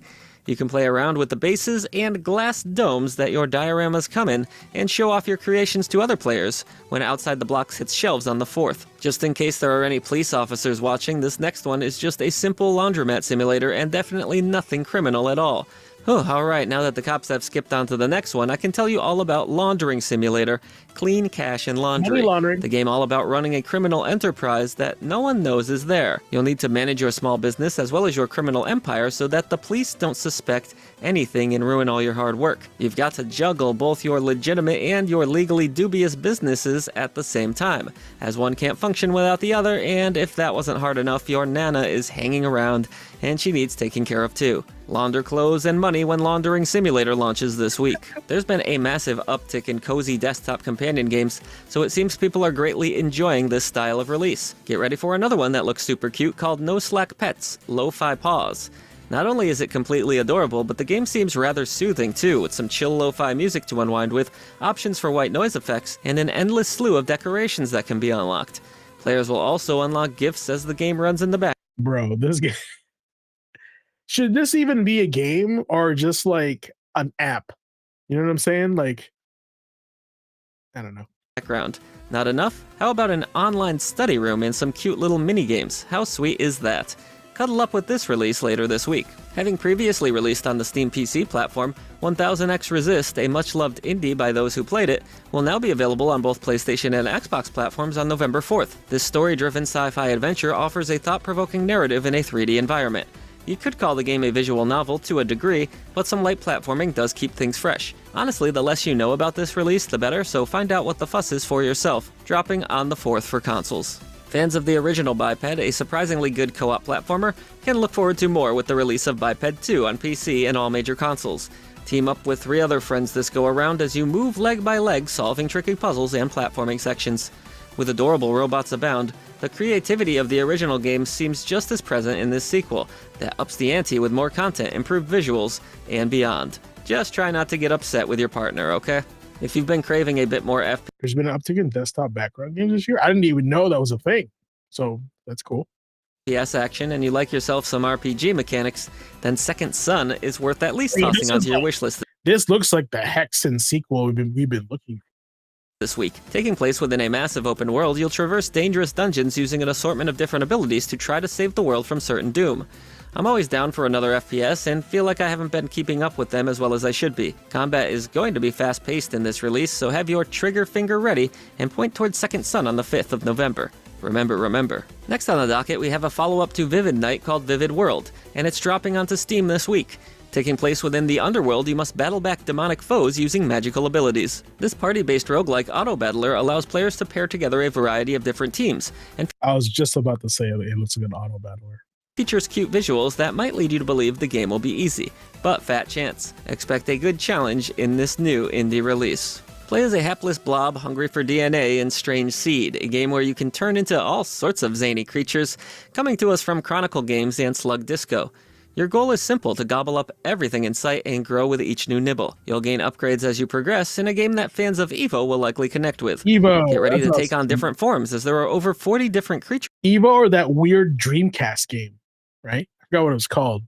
types to be discovered in this very bizarre looking release. If you're looking for another point-and-click adventure game to add to your library, Foolish Mortals will be available this week, coming to us from Inkling Studios. Taking place in Louisiana during the 1930s, expect a tense mystery as you click your way through environments, solve what are likely illogical puzzles, gather items, and of course, sift through plenty of dialogue. With 75 hand-drawn locations, the game looks gorgeous, and has a very talented cast behind it. Did you not get enough great dungeon crawling goodness in the first 3 Dark Quest games? Well, good news, a 4th is on the way, with Dark Quest IV coming to PC and all major consoles. The second one. Expect more of the same great gameplay you've come to know and love in this series, inspired by the classic board game Hero Quest. With 30 quests in total, prepare to build the ultimate party and see if you can survive. As a side note, I used to love playing Hero Quest. It was such a fun game. Can manga, puzzles, and roguelike elements... Whoa, okay. Artwork is good. And now you battle with the Fable panels. You make manga and come together to create one cohesive gaming experience? Well, I'm not sure, but it looks like we're going to find out when Mono Entertainment drops The Fable, manga build roguelike onto Steam. Players will collect various panels and then need to arrange them to create specific action scenes. Andre, you need to get this for Nick. From here, a fight breaks out in stylish fashion. This unique take on the puzzle genre certainly seems stylish, but we'll have to see how it comes together when it drops on the 5th. I've heard of 7-Up before, but never heard of Q-Up until this very moment. No, this is not a pool game, it's a coin-flipping esports title. Oh boy, now I'm even more confused. Part clicker and part strategy game, players will need to earn the most Q using 8 different characters. The game has a bit of a dark side too, according to the Steam page, which makes me slightly more interested to give it a spin, or should I say a flip. See which side of the coin it lands on this week. Smile, you're on camera in this freaky-looking horror release that just missed the Halloween window. A shame, because watching the trailer gives me the heebie-jeebies. Deadcam, the first-person horror game, puts a unique spin on things as you can see the monster stalking you live on a webcam as you play. Talk about unnerving. Don't make too much noise as Margot reacts to everything, whether it be the creaking floor or the sound of your own breath. Okay, you can totally breathe. Be honest, bestie. Are you still hanging on to those crusty old paper posters? Listen, I'm all about nostalgia. But you get my point. This looks scary as hell. Is it a dog? Is it a witch? Well, yes, actually, it's both. Dog Witch is a brand new roguelike deck builder that has you rolling tons of enchanted dice to cast loads of different spells and take down a wide range of bizarre enemies. Your spells will be changed, boosted, and triggered by dice-driven mayhem, and with over 150 magical items to play with, unpredictable allies that can be summoned, and lots of experimentation to get your head around, you'll be quick to figure out the mechanics, but it might take you slightly longer to master the art of witchcraft in Dog Witch when it... All this roguelike talk just makes me want to play fights in tight spaces. I may have to boot that up again. Eldritch blasts its way onto Steam this week. Now, I'm not one to advocate for committing crimes, but if someone told me music was illegal, I wouldn't make it past one shower without being slapped with a felony. And that terrifying world is one you can explore in the new rhythm adventure game, Unbeatable. You'll follow Beaten or Band as they take off on the run from the law, bringing music to... Man, if this is what I'm saying, art does wonders for your game, right? But if this is if this is a Parappa the Rapper style game, this looks awesome. The masses and completing anime-inspired music minigames to truly find your voice. This colorful world is full of characters to speak to, errands to run, and concerts to perform. And with a very easy control scheme, but a tricky rhythm-based mechanic, you'll party like it's 1999. Let the music take you and ultimately save the world. Who knew music was so powerful? Get your groove on when Unbeatable hits the stage on the 6th. This next game has you living under the paw of oppressive cat overlords, and as someone who owns cats, I've never felt more seen. Whiskerwood is a brand new city builder that has you controlling a colony of industrious mice as they create complex production chains, establish a strong colony, and fight back against their feline oppressors. You'll need to get your mice to farm, fish, mine, chop down trees, and even more as you grow your town from a small village to a successful city. Aside from its satisfying gameplay loop, you'll also get to watch a bunch of adorable little mice wandering around like people in a very weird tiny world. Bring down Big Cat when Whiskerwood squeaks out on the 6th. Here's an aesthetic you don't see very often these days, Clockpunk. And this very cog-forward aesthetic lends itself nicely to the world of Siberia Remastered, a fully remastered version of the original Siberia game that launched all the way back in 2002. This faithful reimagining of the point-and-click adventure game has a fully redesigned world brought into the third dimension. Modernized gameplay is also present and smoother, more intuitive puzzles, so it's the perfect game for old and new fans alike. And with its iconic, deeply emotional story all about natural life and mechanical innovation, and how our protagonists, Kate Walker and Oscar, deal with the snow-covered landscapes of Eastern Europe, why not dive into this vintage classic when it launches this week? As the boom of live service games continues, we've seen our fair share of online games player bases dwindle and die, and many a server be shut down in its entirety. So if a game gives us a little insight into what life is like for those players, then we simply have to experience the ominous silence of no players online. This dead game has been left on an old computer for years until you decide to boot it up and play it, but something isn't quite right, and this long-abandoned shooter hides something sinister in its code, which you simply have to figure out. You'll explore an abandoned PC, merging game's souls together and find out what is hidden in this computer's spooky CPU. Or I suppose more accurately, spooky hard drives. You get it. My god, that Amanda does a lot of adventuring. We're already on Amanda the Adventurer 3? That's right, on November 6th, we finally get the finale to the Amanda the Adventurer trilogy. Solve tough, escape room-style puzzles using hidden It's like a PS2 game. clues in the children's show Amanda the Adventurer, explore an abandoned facility, and finally bring close to the tale of Riley Park, Aunt Kate, and everyone affected by the devious actions of the corporation. Next up, it's time for some base building. It's the year 10,000, and you're Kent, a completely average dude turned into a clone who, along with his robot companion, is tasked with the meager goal of, rebuilding civilization. Give him a few hours, he's on it.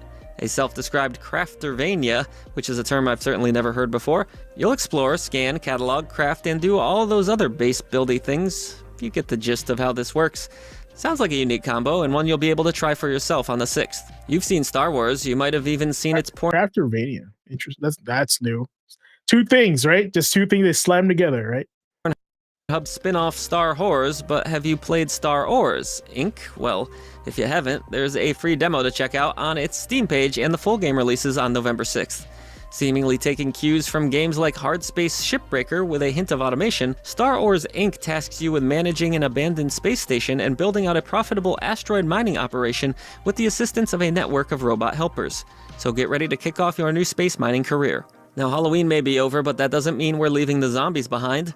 Ravenous Horde is a post-apocalyptic zombie shooter with a couple of interesting twists, one being that you can play as the humans or the zombies, and the other being the ability to team up with 64 players for an absolutely massive zombie shooting experience. Level up, unlock new loadouts and perks, and join the fight against the undead. Or join the undead themselves when Ravenous Horde lands on Steam November 6th. Next on this week's list is a game with a setting so unique I'm not sure we've seen it before. Take on the task of treating patients in a mental asylum during the Roaring Twenties, at a time when the line between actual science and pseudoscience tends to blur a bit. In Sanatorium, a mental asylum simulator, you'll play through a story campaign with card-based gameplay that allows you to diagnose and treat patients with a wide variety of methods, both helpful and questionable. Experience a branching story, moral quandaries, and more symptoms and mental illnesses. That actually looks kind of fun. I think it's because it's different, right? The subject is a little scandalous, but I want to try it out. It actually reminds me of Papers, Please for some reason. Just the feel of it. Than you'll ever hopefully have to deal with in your real life. Sanatorium, a mental asylum simulator, releases on the 6th as well. Now let's get into some auto battling with There Are No Orcs, a hybrid of real-time strategy and roguelike genres where you'll place buildings and troops strategically to Okay, so I think this is the feature of RTS right here, guys. When the auto battler, you create the economy, you generate the base, but then the minions fight for you. Automatically battle your enemies. Yeah. The presentation and aesthetic here is pretty charming and chill for a game that promises lots of battles, with a colorful pixel art style and even a free demo if you'd like to give it a go before it releases on, you guessed it,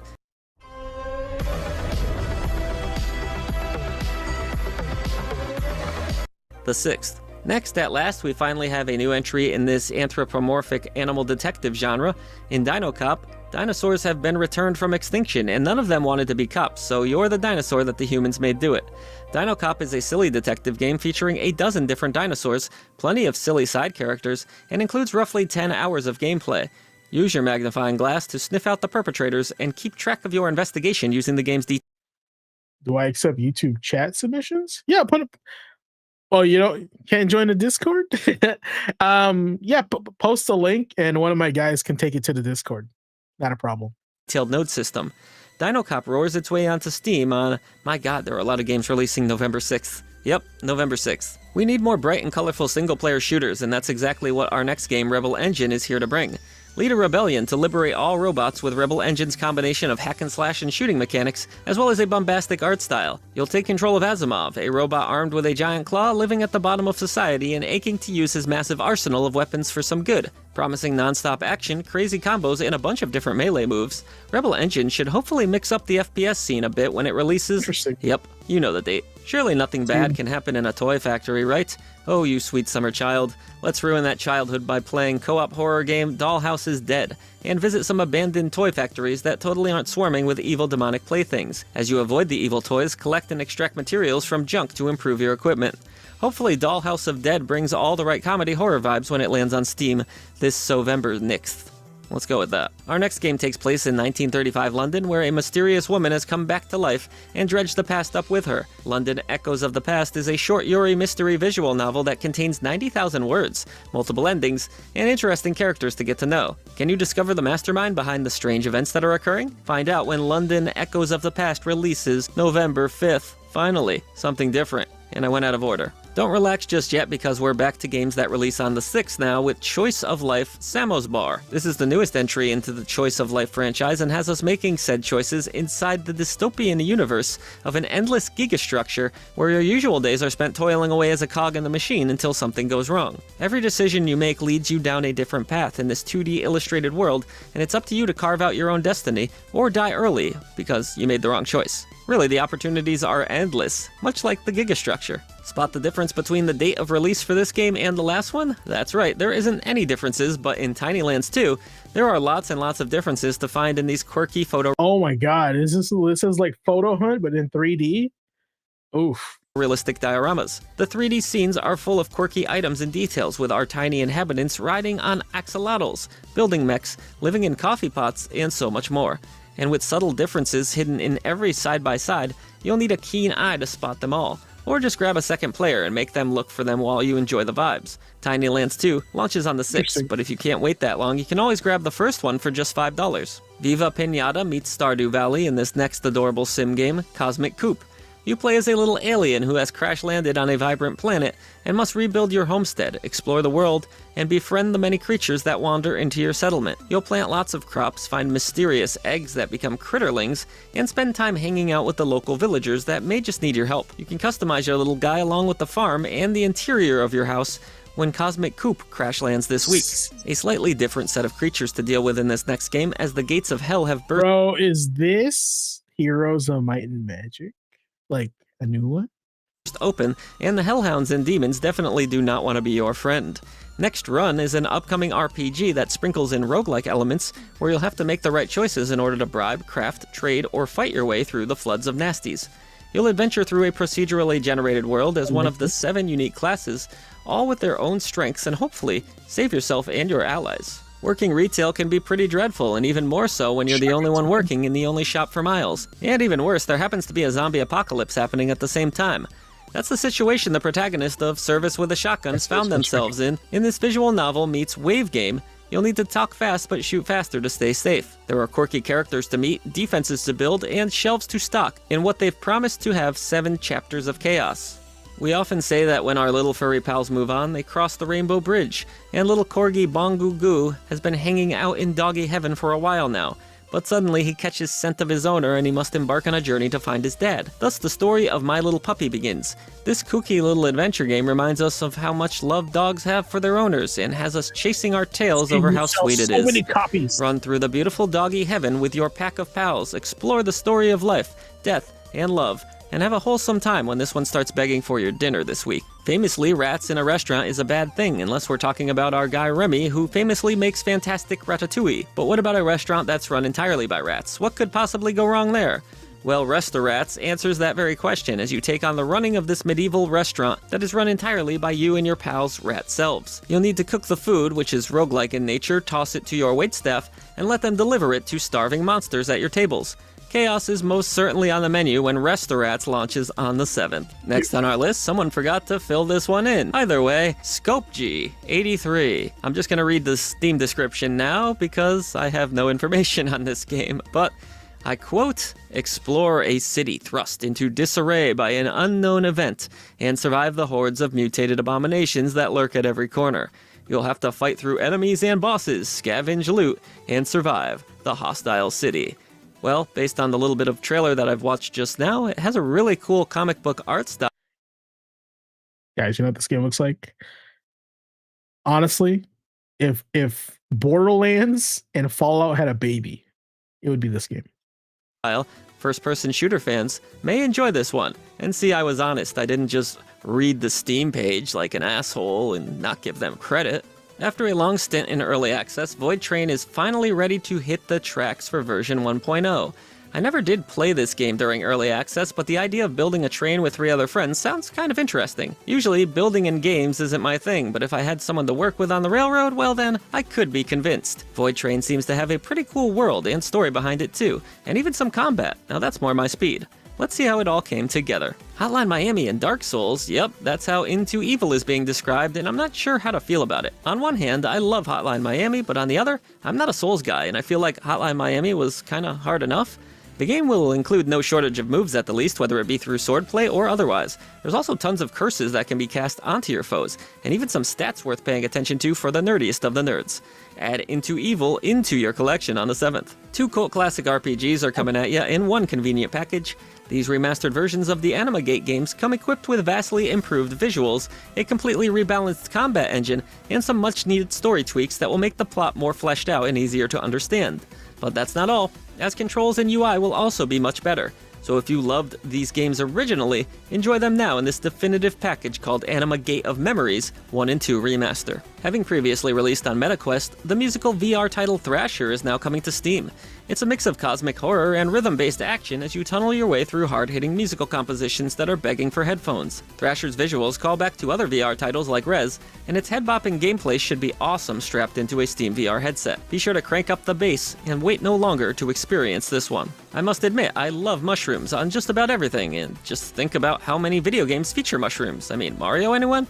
Lone Fungus Melody of Spores from Basti Games is a Mushroomvania with classic pixel visuals, a sprawling connected map, and a bumping retro soundtrack. The game's 8-dimensional whip combat looks like a really good time, and there will be 40 optional gauntlets if players want additional challenges. Here we go with an idler that has a sense of humor called Loafing Town, which I don't think has anything to do with bread, if that's what you were thinking. Another game that rests at the bottom of your screen, this is described as a god sim with various will they even censor the anime games?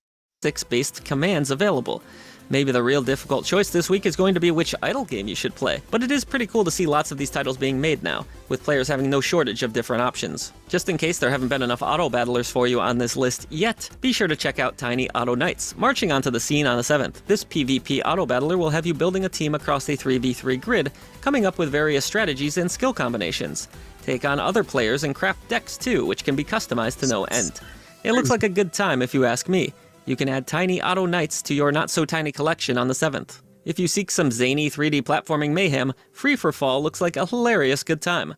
Created by Baboon Digital, this party game has players fighting to make their way towards a supply box, try to reach the finish line, and score points across 9 different maps, enjoying the game's quirky visuals, and 50 different maps that will put your brain and your character in a pretzel. And finally, closing out our list, a self-described atmospheric 3D platformer, it's Hypogia, being released by Charlie Wagner on the 9th.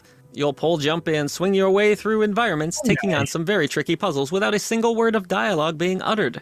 There's not really a lot of information on this callback to early 2000s gaming, but it certainly looks interesting enough based on the trailer. But that's going to do it for this week, folks, and my voice is happy to hear that news, but thank you as always for supporting independent content here at the channel. Remember, like, subscribe, Patreon, do all those amazing things so we can keep creating content like this. Hopefully my voice will be back at full strength next week. Thanks for bearing with me. Voice to the voiceless. Literally this time. Voiceless. All right. Shout out to Jagos for that video. That was cool. Really fun one. It's always good to see games that are coming out. You know, that don't get any marketing whatsoever, and it takes creators for us to to kind of like feature that.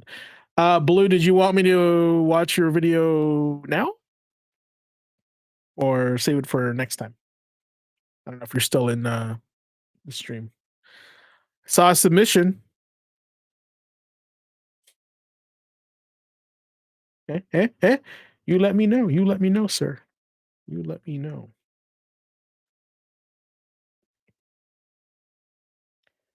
Did I write down any titles? No, because I'm gonna go into because part of that is like me going into Steam and exploring, right?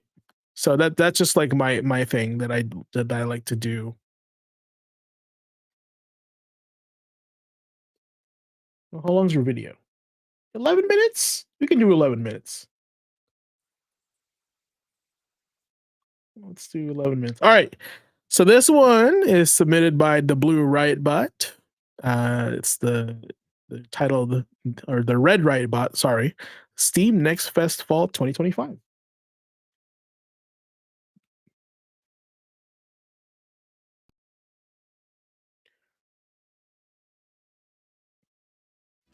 This is the Red Riot Robot, coming to you with one final installment of Steam Next Fest for this year. Here are the 5 best games. I like Truckful already. I don't know. If it's isometric and it's racing or like some kind of driving, I immediately just fall in love with it for some reason. Games I was able to find in Steam Next Fest. Number 5, Painted in Blood. This is a first-person shooter horror game, kind of. It's kind of a halfway point, BioShock and a typical boomer shooter like Doom. Saying that kind of doesn't give it the justice it deserves, because it's a bit more than that as well. This game has a lot of systems in it. This includes a magic system that allows you to do specific buffs on yourself, an entire system surrounding your flashlight where if you shine it on enemies, it can have effects on them, both positive and negative for yourself. You can counter shoot enemies in specific instances to instantly kill them or do a bunch of damage to them. Every weapon has a secondary firing mode, which is somewhat common nowadays, but still. And there's a lot more. It's just got all these kind of systems put together, and it works. I don't feel like I'm drowning and trying to figure out what to do. Everything that you're supposed to do is... Also, Blue, are you playing these games? Like, is this gameplay that you recorded, or is it like? Oh yeah, for sure. Blue, you're in chat, right? Go ahead and link that in the chat for these Mr. Squall Shade over there. Actually, I can do it because I have multi casting on. Here you go, Squall. Appreciate you. Pretty self-evident. This game also is another of what I will call 3D pixel art, which I think the first game that I played that had this was Cultic. Cultic still looks good, and this looks amazing as well. This game also just has an amazing aesthetic as far as sound goes. The aesthetic to this game, it kind of reminds me of Kingpin. Remember I talked about Kingpin, that like weird third person like gangster game, but like, you know, first person shooter with like Duke Nukem. It knows when to make the background music really quiet and knows when to kind of bring it up. The only problem I kind of have with Painted in Blood right now is that I think some of the enemies, specifically like the bigger enemies, don't make enough noise, and they have a tendency to just kind of sneak up on you in these fights, and they can kill you in like a handful of hits, and so that kind of sucks. But otherwise, this is probably one of the most impressive first-person shooters as far as mechanics goes I've played in a while. They are planning to release this in early access, I think, later this year, and I probably won't get it day one. If that's the case, I'll probably wait and get it, but it's something I'm definitely going to be keeping an eye on. Number 4, Sam Ing's Skate Story. This was the like Devolver Digital game that was shown off a couple of years ago with music from Blood Cultures. That's really felt like it was made to make music videos for, and in a way that's what it still feels like. And I have to say, going into this game, I think my expectations were a bit misaligned because I was sort of expecting something close to like Tony Hawk Pro Skater or Underground, where the physics is a bit wild and you're doing crazy things. And you're still doing crazy things here, but it's actually a lot more grounded, and it's sort of focused on making those grounded movements that you actually would be able to pull off with a skateboard feel as satisfying as they possibly can. And so, yeah, you might be only doing a single trick to do a crazy, jump, dude. but that trick feels amazing to pull off. It feels great to do combos despite not being able to do, you know, like a 20 trick combo in the air and land it. The one thing I do... This looks like if I was... this game looks like if I was playing Tony Hawk and Rez at the same time. And then having it being at the end of the Evangelion anime. Like, this game is crazy. Kind of want to see that wasn't shown in the demos was what a half pipe feels like, because I've seen them in some of the trailers. You don't get to use any half pipes in this demo. As far as the story goes, it's weirdly the most stick it to the man skateboard story you could come up with, except it's surrounding getting out of hell, where you play as a demon who makes a deal to get a skateboard, and all he has to do is eat the moon. And yeah, that sounds insane, but it makes sense. I love how this game looks. The music is great. Haven't listened to Blood Cultures past their first big album back in the day. I forgot the name of it.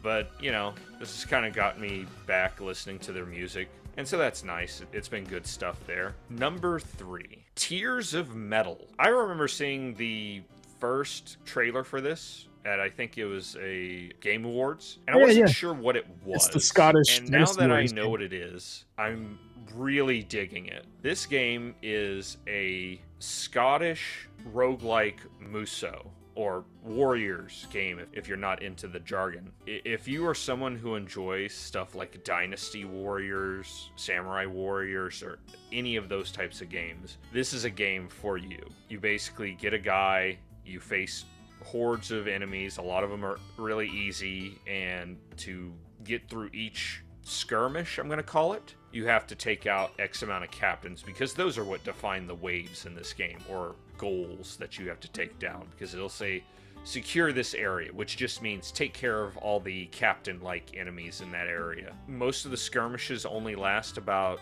somewhere between 1 to 5 minutes. Really? An entire campaign might take about 30 minutes, and so it's a really good roguelike in that way, where you can kind of get in and out, and it doesn't feel like this dedicated time. At least it didn't feel like that for me. Its roguelike is very similar to something like Hades, where you can build up characters between runs, and also like it's more arcadey. I like it. Like clans that represent different buffs and debuffs that you can apply to yourself and to enemies in combat that you have to choose. Basically, what you're saying, this is a Hades Muso, and that's how you improve yourself. And like obviously, Warriors it's of going the to be Abyss? creating a bunch of synergies and stuff like that. And this is something that kind of came out of nowhere for me, and I love it. Number 2, Homura Hime. This is a game I've kind of known about for at least like a year. Homura Hime.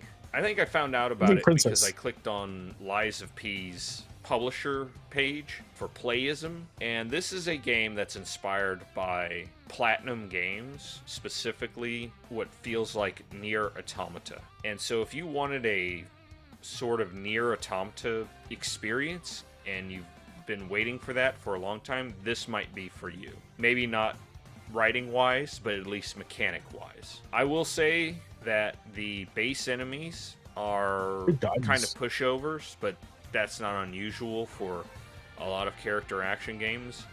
It's not until you fight the boss where I feel the depth of the combat really shows itself. And I think once you get to grips with that, this game feels a lot better. Oh my god, it is Nier Automata. It might come off as initially. In the demo, you do only get to use like the dual swords. I don't know if you're going to be able to use other weapons, because there is a like little thing in like the pause menu that's like, hey, here's different weapons. So I'm hoping that we get more than just the dual swords, and we can, you know, fight stuff in different ways, unless it's just here's different dual swords that have slightly different stats. That would be kind of disappointing. One of the biggest positives I will say for this demo is that once you beat the boss and you get back to the main menu, it gives you an option to just keep refighting the boss to get better and better at the boss itself. I'm glad for that, because a lot of these character action demos typically don't do that, and you have to replay the entire level to get back to that. And I'm glad that they just said, hey, here's a shortcut to the boss rush. Really want to do.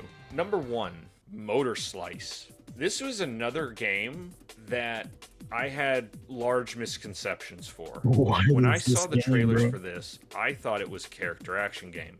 It is not. It is actually a Prince of Persia-like game. Specifically, the 2008 reboot, where it's more about the platforming and getting to the area than anything else. Sands of Time? You play as this girl in a mega structure that is filled with robots and mechanical objects that have gone rogue, and your job is to deal with it, basically keep it from harming the real world. There's also a relationship she has with the camera that you play as. Orby, I think is its name.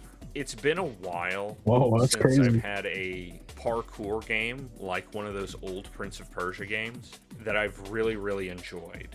Because you get stuff occasionally that's trying to ape like Mirror's Edge or Titanfall or a lot of these like really, really fast-paced ones. And while this isn't slow, it's kind of that medium thing, and it lets you absorb the atmosphere. And I really, really enjoy it. Oh, also a big, very clear. Yeah, this does look cool. You know what this game reminds me of? Immediately, what it reminds me of. I wouldn't say Prince of Persia. Immediately, Recore comes to mind, and specifically, it's because the color palette and then the like kind of the environment. Recore. You guys remember Recore? Of the Colossus. You'll definitely be able to tell that from the boss you fight, which is this giant construction vehicle that you just. Y'all remember Recore? Look at this. Doesn't that look like the game that was just on the screen? Come on, it's getting blurred out. Right there. Recore. Like aesthetically, right? Like the character design and the colors. I was like, okay, looks like Recore. Slime, and it has different areas that you can grab onto and other areas that will do things to try to throw you off, and so the boss itself is its own platforming challenge. When I first played this, it did have some issues with the enemies being kind of hard to deal with because the tracking for your attacks were not great and there was no way to guard. They have since fixed that, so it's a lot better. And so out of this whole Steam Next Fest, this was definitely one of my favorites. This feels like a 90s anime. A few times, you know what I'm saying? Because there were also little secrets that you could grab. The Battle Angel, trying Battle Angel, right? Ways to get them, and seeing what I could do parkour-wise to get things and get back to safe land. And yeah, that's Steam Next Fest. I know this is going to be somewhat of a short video. Work's really busy right now, and other stuff in life is kind of taking precedent. I think I'm going to be changing Mario how I game. do What Steam is Next this? Fest in later years, because I end up playing so many games. Look at this Little I'm only talking Nightmares about 5 game. games. I played 70 demos just for this one. I play a lot of demos, and I want to talk about more stuff, but making an edited video for like more than 5 or 10, like that one 15-minute video took me way too long to do, and I feel like doing 10 took too long. Doing 5 feels like I'm not doing enough. So I don't know. I'll have to figure out how I want to do this in the future, but for now we'll just do 5. And as always, thank you for watching. This is the Red Riot Robot signing out. Red Riot Robot. Let's go. Hello, everyone. Let's give Red Riot Robot a like.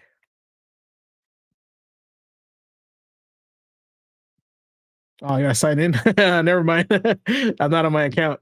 All right. Red Riot Robot, aka brother, sister to Blue Riot Robot. Thanks for the submission. That was awesome. Matter of fact, maybe you should be doing videos for Gaming Academy. How about that? And then we'll just play them on the show. If you do like a 10-minute video or less, we'll just chat about it. Could be a specific episode, right? We don't have to do it every time, but like I'm down. I'm down to make a segment for that on the channel. I think that'd be kind of cool. Or on the show, I mean, not the channel. you know. And you don't have to make it specifically for Gaming Academy, but like we could watch your videos as part of like one of our segments. The Red Riot Robot Review. How about that? So that'd be kind of fun. Let's see. So yeah, you guys, titles and top corners, miscellaneous screens. Okay. What are you guys' thoughts on what thank you for all the submissions, by the way. But what are you guys' thoughts on the last show on Tuesday? Any feedback? So the first one that we've already discussed as a team is we're gonna have to like limit our the first part of the show always takes long because that's like we're excited to chat, right? And we start running out of time. So I think like not all of us are going to be picking a game for Memory Card Chronicles, but we're going to pick games that matter to us, right? So that's kind of how we're going to trim that down a little bit. So that way we can get more talks about like the news, more talks of the tech, etc., etc. But yeah, that was a good video, and I'm actually, if you want, like I said, I'm open to watching more videos on the show as a part of a segment. So that's super fun. It could be like we could make it like like what do you call this? Like a field trip, something themed, right? All right, it could be a red robot theater, and then doesn't have to be, something fun. I'll think about it and I'll pass it your direction. So no, that was a good video. And you know what? Also, I wanted to share with you that videos that are about 10, 15 minutes do way better than videos that are 30 minutes and then 5. Because 5 feels like they don't get enough and they feel clickbaited, but like usually 10, 15 in a thumbnail, they're like, oh, this is a pretty decent. I'll spend 10 minutes to watch this. Right? Should be enough information. But like, yeah, 3 to 5 minutes are like, what is this is basically a clip, right? So that's kind of how you have to look at that. So just know that you're doing it right. You're doing it right. Okay. Your streams you should for like 3 hours. I try to aim for 4 when I'm doing like a let's play, right? But for stuff like this, I do 2 hours. I think 2 hours is good for stuff like show, right?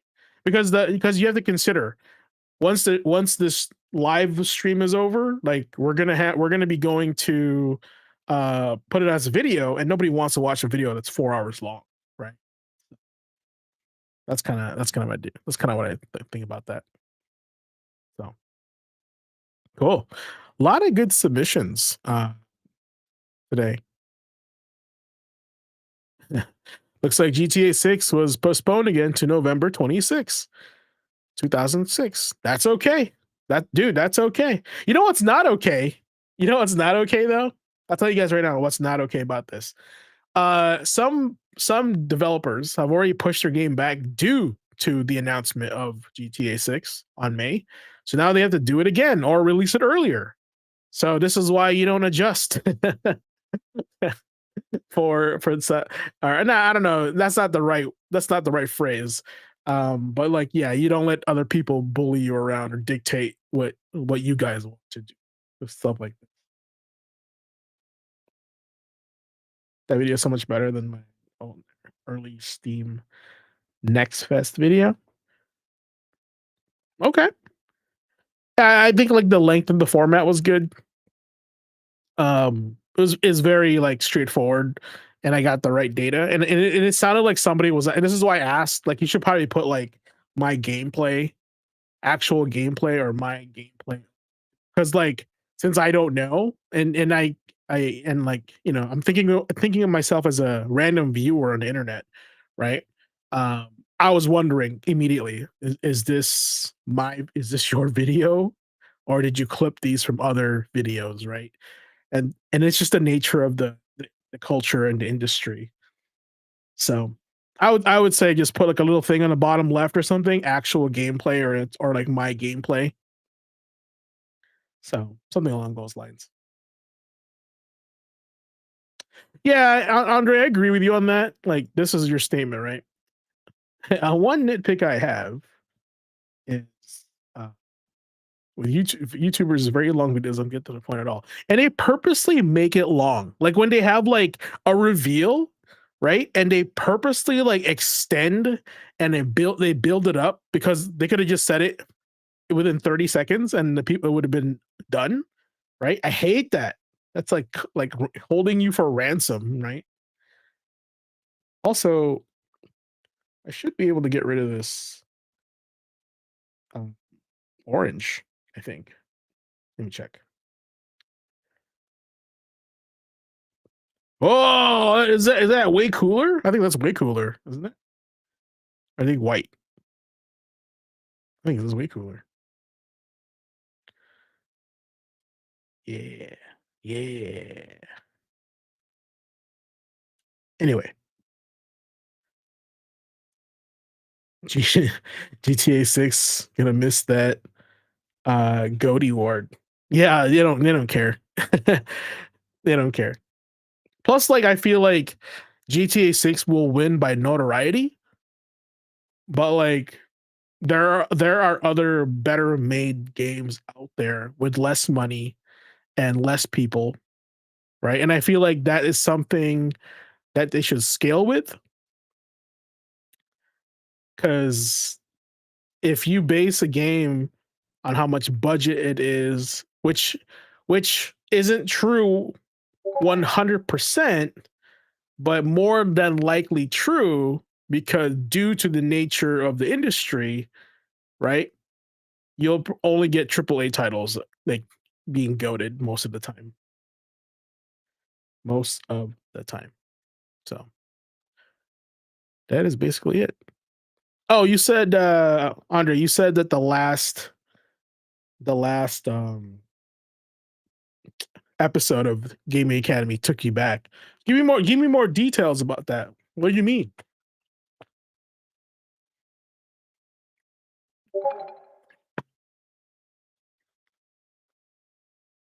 What you mean? Game updates. Am I getting updated? Am I getting updated right now?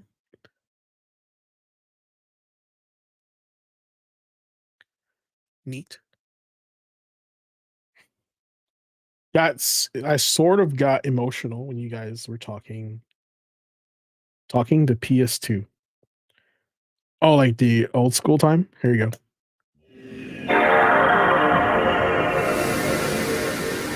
Yeah, that's a PS2 right there. That's a PS2 sound and a half, right? Yeah, that makes sense. It was a series that got me through some harrowing times. Man, you know what?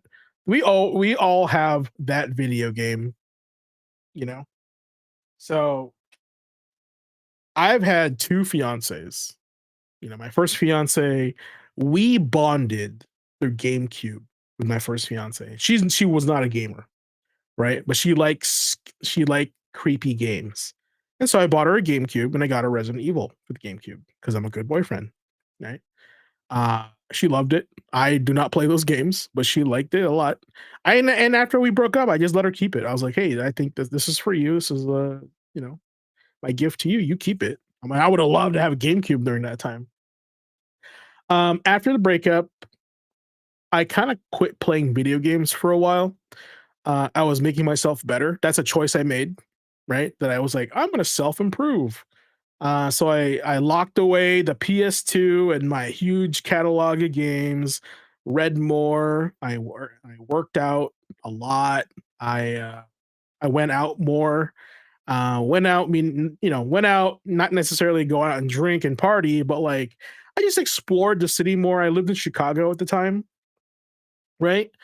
And I was just like, I just need to take a break from video games. I feel like video games will drown me into like drown it numbs the pain, but it doesn't heal the pain, right?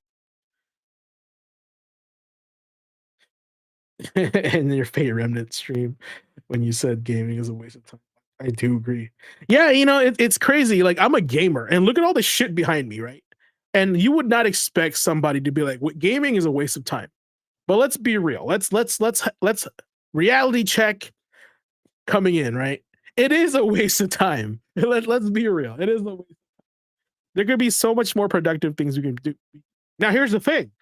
This is why I believe, like, because I know that was early. That was before Gaming Academy, right, Andre? Right. So I think what inspired me after that conversation on that stream, I wanted to be like, well, how do we combine things that we love and make money from that and be like a better human being, right? Not be the stereotype of a gamer, not the chuds is what they call it, right? Like, be actually like a normal person, but like just appreciates video games. Right? You have a hobby, and hobbies are good. And just let's be real. Hobbies are good. Now, video game is probably not the best hobby to have, right? Maybe something more healthier, but I'm saying it's better than doing nothing. And right now I feel like video games are in a place in culture and society where girls also are gamers, and you can find a partner that would appreciate you for playing video games and respect you for playing video games versus back in the day when they were like, you play video games, ew, gross, right? Those girls still exist, by the way. But now we know that those other girls, the gamer girls, actually exist too. So that's why don't lose hope. Just be patient. Just be yourself. Always better yourself, because that gamer girl is going to be right around the corner whenever you're ready, right? You're not going to find her. She's going to find you. That's the difference. Why does X look bad? With me, I look into video games as like an art from a mechanics and storytelling. Man, I've been trying to tell my parents that since high school, and because they were like, James, why do you play video games? Go out in the world, get a job, stop being such a loser. All you do is stay home, play video games, right? And I'm like, bro, I'm 17. I just graduated high school. Cut me some slack, right? I just finished 4 strenuous years of high school. I want a break. And like, okay, I'll go to college. And then they're like, oh, how much is college? Thousands of dollars. Oh, we're not going to pay for that. We can't afford it. Well, there you go. make up your mind. You staying out with people who would always shit on Western games, even when they were great. So in this location, the Pacific Northwest, right, about 2 hours north of Seattle, our fighting game, we have a small, tiny fighting game community up here. And there used to be a guy here that would argue that Western fighting games suck. So Mortal Kombat sucks.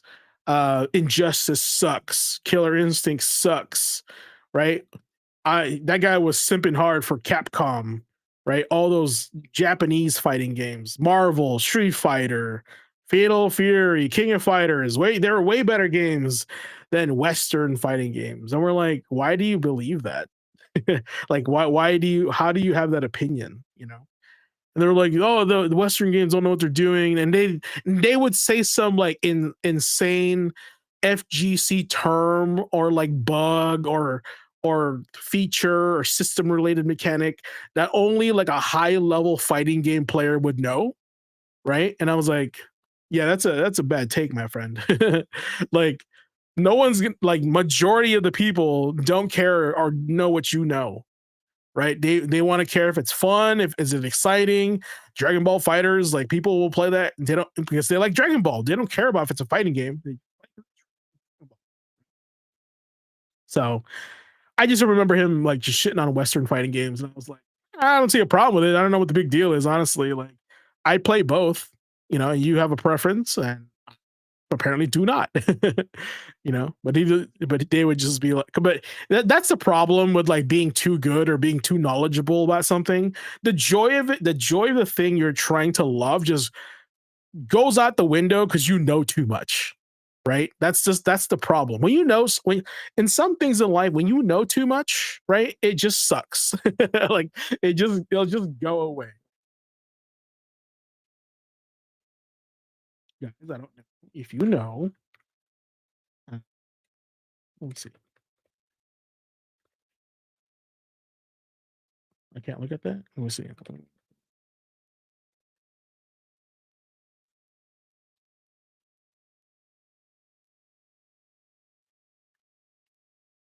I do not have any share on the term Little Big Life. Holy smokes. Let's see here. Yeah. I do not have any SEO on Little Big Life. It's because I just started this year. But if you type in GQAzndood, brother, I am all over the place. That's how you know I am unique. You Google me on the first page of Google, and I am all of the first page is me. That's all I gotta tell you that. Let's see here. I do have to log in. Poopy. All good. All right, I do want to share with you the latest Little Big Life comic. Okay, check this out. Yo, check this out. Where is it at? Yo, check this out.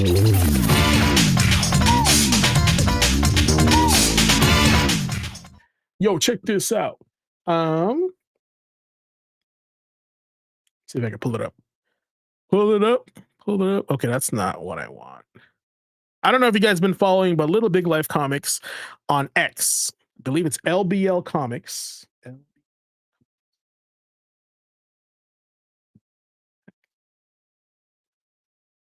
Sure.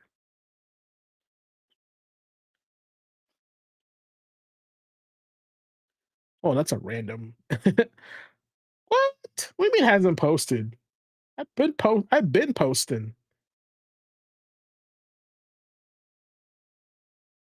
Let's see. Let me fix this. Let me fix this.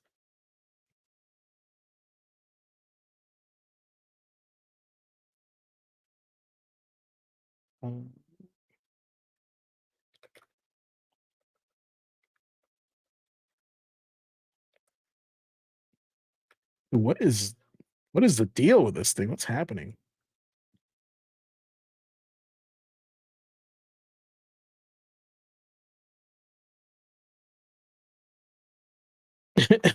All right, hold on. It's because I'm on incognito. I'm gonna have to change that. Uno más, por señores. Por señores. So I have this friend that I've it's funny. She just messaged me, and she always asks me about video game stuff. And I think it's funny. I think it's cute because I'm her person. She reaches out to when it comes to video game stuff. All right, let me share this window. It's probably because I'm not verified, and when you're not verified on X, they don't promote your shit. So that's fair. That's fair. I gotta pay money to promote my stuff. That's crazy. All right, guys, this is the latest Little Big Life comic. If you're not following me on X right now, follow me at LBL Comics. All right, Little Big Life Comics. I use the power of AI to generate comics, right? But inspired by human experiences.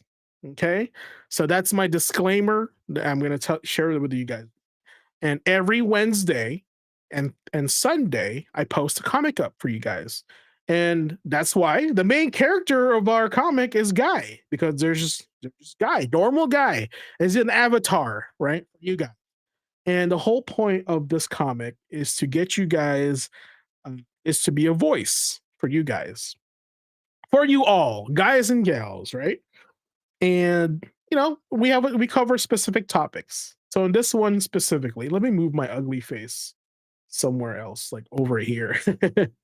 Okay. This one is called growth, right? Growth doesn't come from comfort. It comes from showing up, pushing through and lifting yourself higher. You can't grow without being uncomfortable. You see that? That's the lesson for Wednesday. You can't. Life isn't about being comfortable. It's about growth. You can't grow without being uncomfortable. So I have just guy lifting, right? He's lifting it up, and when you're lifting, you're uncomfortable at first. And what happens? You just get used to it, right? And next thing you know, you're shredded and jacked, right? People are looking at you, you're like, whoa, it looks good. And then you're like, yeah, this weight that I used to carry that is was heavy is not heavy anymore. So that's the lesson for Little Big Life this week. Now, last time, I had this one. I really need to stop being so hard on myself. It's better to treat myself like a friend, right? So take it easy on yourself, man. You're your own buddy, right? The world is hard enough as it is. Like, support, be your own cheerleader to yourself. Have the inner conversation, and that's something I got to learn too. Wow, we lost 100 pounds dieting this year. I am jealous. I would love to do that, but I love chicken. That's all I got to say. Matter of fact, I think I did lose weight a little bit, like in the fall season. But then when the winter time comes up, man, when you don't eat, you get cold, and you just want to eat, bro. Like that's on me though. No one's forced me to eat. I just like eating because it makes me warm. So, but that's on me. That's on me. 100% me. This one was pretty good. I don't know if you guys understand the point of this comic was courage is a choice. So it starts off with there's a little buddy guy. He kind of was teased back when he was a kid. He's kind of a loner, and he's kids are mean, right? Also, congratulations. That's awesome. That's fantastic. And as he gets older, guy is a little bit hesitant to like talk to new people. But hey, he chose to be brave and he chose to move forward, right? Now and then these people are more receptive to guy. He doesn't let one bad situation ruin like more opportunity down. So that was the comic for that. And this one's pretty true to me here. I do tend to overthink also. Did I say the right thing? I need to decide. What if I fail? What if I fall? It stresses you out, right? But some of the things are just like, man, you know what? Let's just chillax. Can't control every thought, but you can choose which ones to keep, right? So just kind of like focus on the things you can control rather than things you cannot control. That's what I should have said. Focus on the things you can control versus the things you can't control. Right. So just want to let you guys know that's a little comic there. Little Big Life comics. Every Wednesday, and every Sunday, we generate a comic for y'all. Right? Right.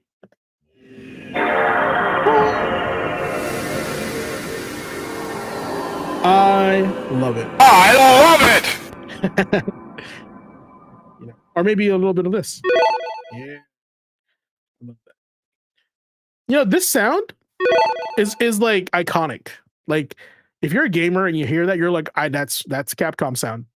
That's 100% Capcom sound, right? So yeah, guys. Well, I mean, I think that's it for the show. The rest of the night, I think I'm gonna be tomorrow. My buddies and I are gonna be getting together. We're gonna be playing some Magic. More social, being social, right? One of the cool things about Magic is that you get to be social with your friends. Maybe you see them once a week or something, and that's good. Like you have a social life is good for you. Okay, pull this monitor. Is that better? Okay. It's good to have a social life. That's all I got to say about that. And yeah. Anyway, the point I was trying to make is that I'm building a deck, right? Cardboard crack. And I have to pick out a few more cards to like make it good. And I have to pick out those cards. I have to order them and then go to my local game store, pick it up. So, and honestly, one of the things I considered was creating some sort of card, like a business card, like a Gamer Academy, like ID or something, and then leaving it there so people can find out more about Gaming Academy in our stream. Because here's the weirdest thing I want to share with you. I've had a bunch of local businesses add me on social media. Like they know that Gaming Academy and GQAzndood is in Bellingham because these random businesses are adding me that's local, right? Like this martial arts place added me, this like bar added me, right? So I'm getting around and people are starting to notice, and I'm not doing any advertising. I'm not pimping out the stream. When I meet somebody, I'm like, yeah, I stream part-time, nothing crazy. I don't like try to like flex or anything like that. So yeah, it's just really interesting. Okay, so sorry, my friend Heidi, she was like, my PlayStation doesn't work. So I was just trying to like read what she said. You guys probably experienced this, right? Ever plug in your PlayStation and you have internet, but PlayStation Network won't work? What did you guys find out? Personally, I find out that my security settings were too high. So PSN wasn't letting me get on because my security setting was too high or not on at all, right? One of those two, like your NAT 5 or like NAT 4, right? You have to change that so they can like give you access. So that's one of the experiences I've had. But, all right, guys, last update. So new episode coming up Tuesday on Gaming Academy. Still trying to think about like should I bring it for the next episode? I want to, right? And then I'll probably be available Sunday playing this guy. I want to play more of this. But you know me, when I play this, I just play the gameplay. I'm usually not on camera when I play this. And the last time I played it, I was like freaking out. I was like, oh, this game is so sick. I didn't know it had all these crazy cool story cinematic cutscenes that's in game, and it's like you don't need super cool graphics to appreciate story. Look at this, and I was just losing my shit because it was like, Fire Emblem levels and like, oh my god, it was so good. It was so good, I felt for the character, and now the whole game just opened up for us. So I'm excited because we're actually at that part where the game just started opening up. Now we're gonna recruit a million characters. Yeah, there's a lot. I think I already recruited like 6. Some of them aren't even playable; they're just in the background. So it's a cool game. It's interesting, and I do want to pick up Suikoden Collection too and go back to that and play and see what the difference is. So, but also keep in mind, I have all these announcements. Geez, that we're nearing the end of the A to Z gaming challenge. We are down to the last 5 games? Question mark. Right. So I'm not gonna count Euden Chronicle, right? But I'll share. I'll see what's going on. So if you guys have been following my journey through this whole year, I made this crazy idea that I was gonna play a game of every letter on the alphabet, right? And there it is. It's a toughie because backlog, yeah. I do want to play Ninja Gaiden 4, but here's the thing. I already have a plan for that. I want to play Ninja Gaiden 4, Shinobi.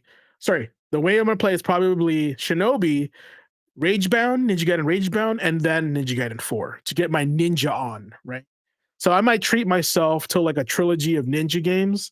And I also want to play all the Call of Duty games, Modern Warfare, the new ones, because the last episode got me remembering how I love Call of Duty storyline. But here's what we have left. So Euden Chronicles, we're already playing that, so that doesn't count. So technically we have 1, 2, 3, 4, 5, 6, 7, 8 games left. This game is going to be a quick play. We're going to finish this in one day, right? UFO 50, we're going to finish in one day. Pacific Drive, I don't know if we'll finish that in one day.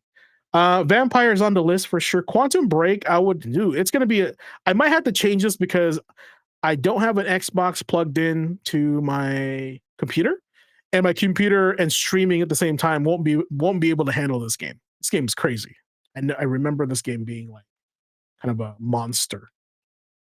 And then we're changing Lost Judgment because um instead of Judgment, we started playing we played Jitsu Squad, right? So it would be weird for us to play Lost Judgment because we didn't play the first one, right? I'm just saying. I don't think that would be appropriate. Just wouldn't be great. Also, keep in mind, guys, we also tripled the gameplay on this. I played 3 of the games on here, so technically, I would deduct 2. So we would have what 1, 2, 3, 4, literally like 5, 6 games left. But since I played Mass Effect 1, 2, 3, it kind of delayed us a little bit. I think Yuppie Psycho would be interesting to play. I'm trying to find might not be one stream. Well, we would just go through each game and talk about it like, oh, this is like Ice Climber, like it's kind of like that. I'm not gonna finish all the games, bro. It might just be like a what do you call this? A discussion stream, right? Kind of like talk about like how this game was made, which game influenced it, stuff like that, But if you have another U title, I'm open to it, right? This game's great. Xenocrisis is fantastic. Whippy Psycho is a 1-stream game. Okay, cool. No, I'm okay with that. I do want to get a hard copy of it, like either I think it's on the Switch, because they don't have it on PlayStation 5. Just so I have a copy of the ADZ games that I have. I know some of these I can't get. I think Werewolf was a fun stream, so I'm interested in Vampire Stream 2. I might change this one to RPGs. Guys, don't do RPGs for game challenges. They take way too long. So I might change this I to something else. I'm pretty sure I can find something. I can find something. Get it? But I and L will be changing. And the patch notes are up here. I changed Crash Bandicoot to Carrion. Carrion, by the way, was super cool. I enjoyed Carrion a lot. I thought that was fun. Yeah, Yuden's a long game. This is why I'm kind of playing it off stream, right? Not really streaming it. This is why I'm like still jumping to other games. Pacific Drive, you can probably beat it a day, right? Pacific Drive. And Q's hard. I can't find any other games in Q that I'm interested in. But hey, guys, if you find any games in these letters, and I'll share you guys the link here, please send them in the suggestion box, right? In the Discord, so I can look at them and be like, okay, I'll replace that because I want to play games. And I kind of want to do this before the end of the year, just to say we did it for 2025, right? And celebrate. And then play something else to celebrate. So a lot of games to play, got a task to do. And I'm not burnt out on this list, by the way. We've changed the list multiple times already to adjust, right? So that's what I'm saying. It's like, that's because I know we watched that video where like, don't make games like a chore or a task. No, I don't feel that way yet. Right. I'm trying to be more creative on what letter, on the lettering, right? And Fernax, put that in, if you can copy it on Steam and put it in the suggestion box, brother, I would appreciate you. Trust me. I was shopping last week for replacement letters, replacement games. Okay. So just know. I'm excited. There's too many games, guys. Whenever somebody says I'm bored, I don't know what to do with myself, I'm like, you live in an era where too many games are being released, and if you don't like gaming, I'm sure you can go outside and find something to do. But if you are a gamer, you should not be complaining that there's nothing to play. That is insane for you to say that in this era of gaming prowess, I should say. That's wild. All right, I've done my ranting. That's it for me. An old man yells at Cloud. I should get a figure of Cloud in the background, and I just yell. Old man yells at Cloud. That'd be funny, right? All right, so Saturday I should be back on. If we're not playing Aiden Chronicle, maybe Hyper Light Drifter, Hyper Light. Nah, we'll figure out something. I'll check out Infernax. But yeah, guys, have a good night. Appreciate you guys as always. Y'all have a good one. Tonight was a fun stream. All right, we'll see you this weekend. Peace.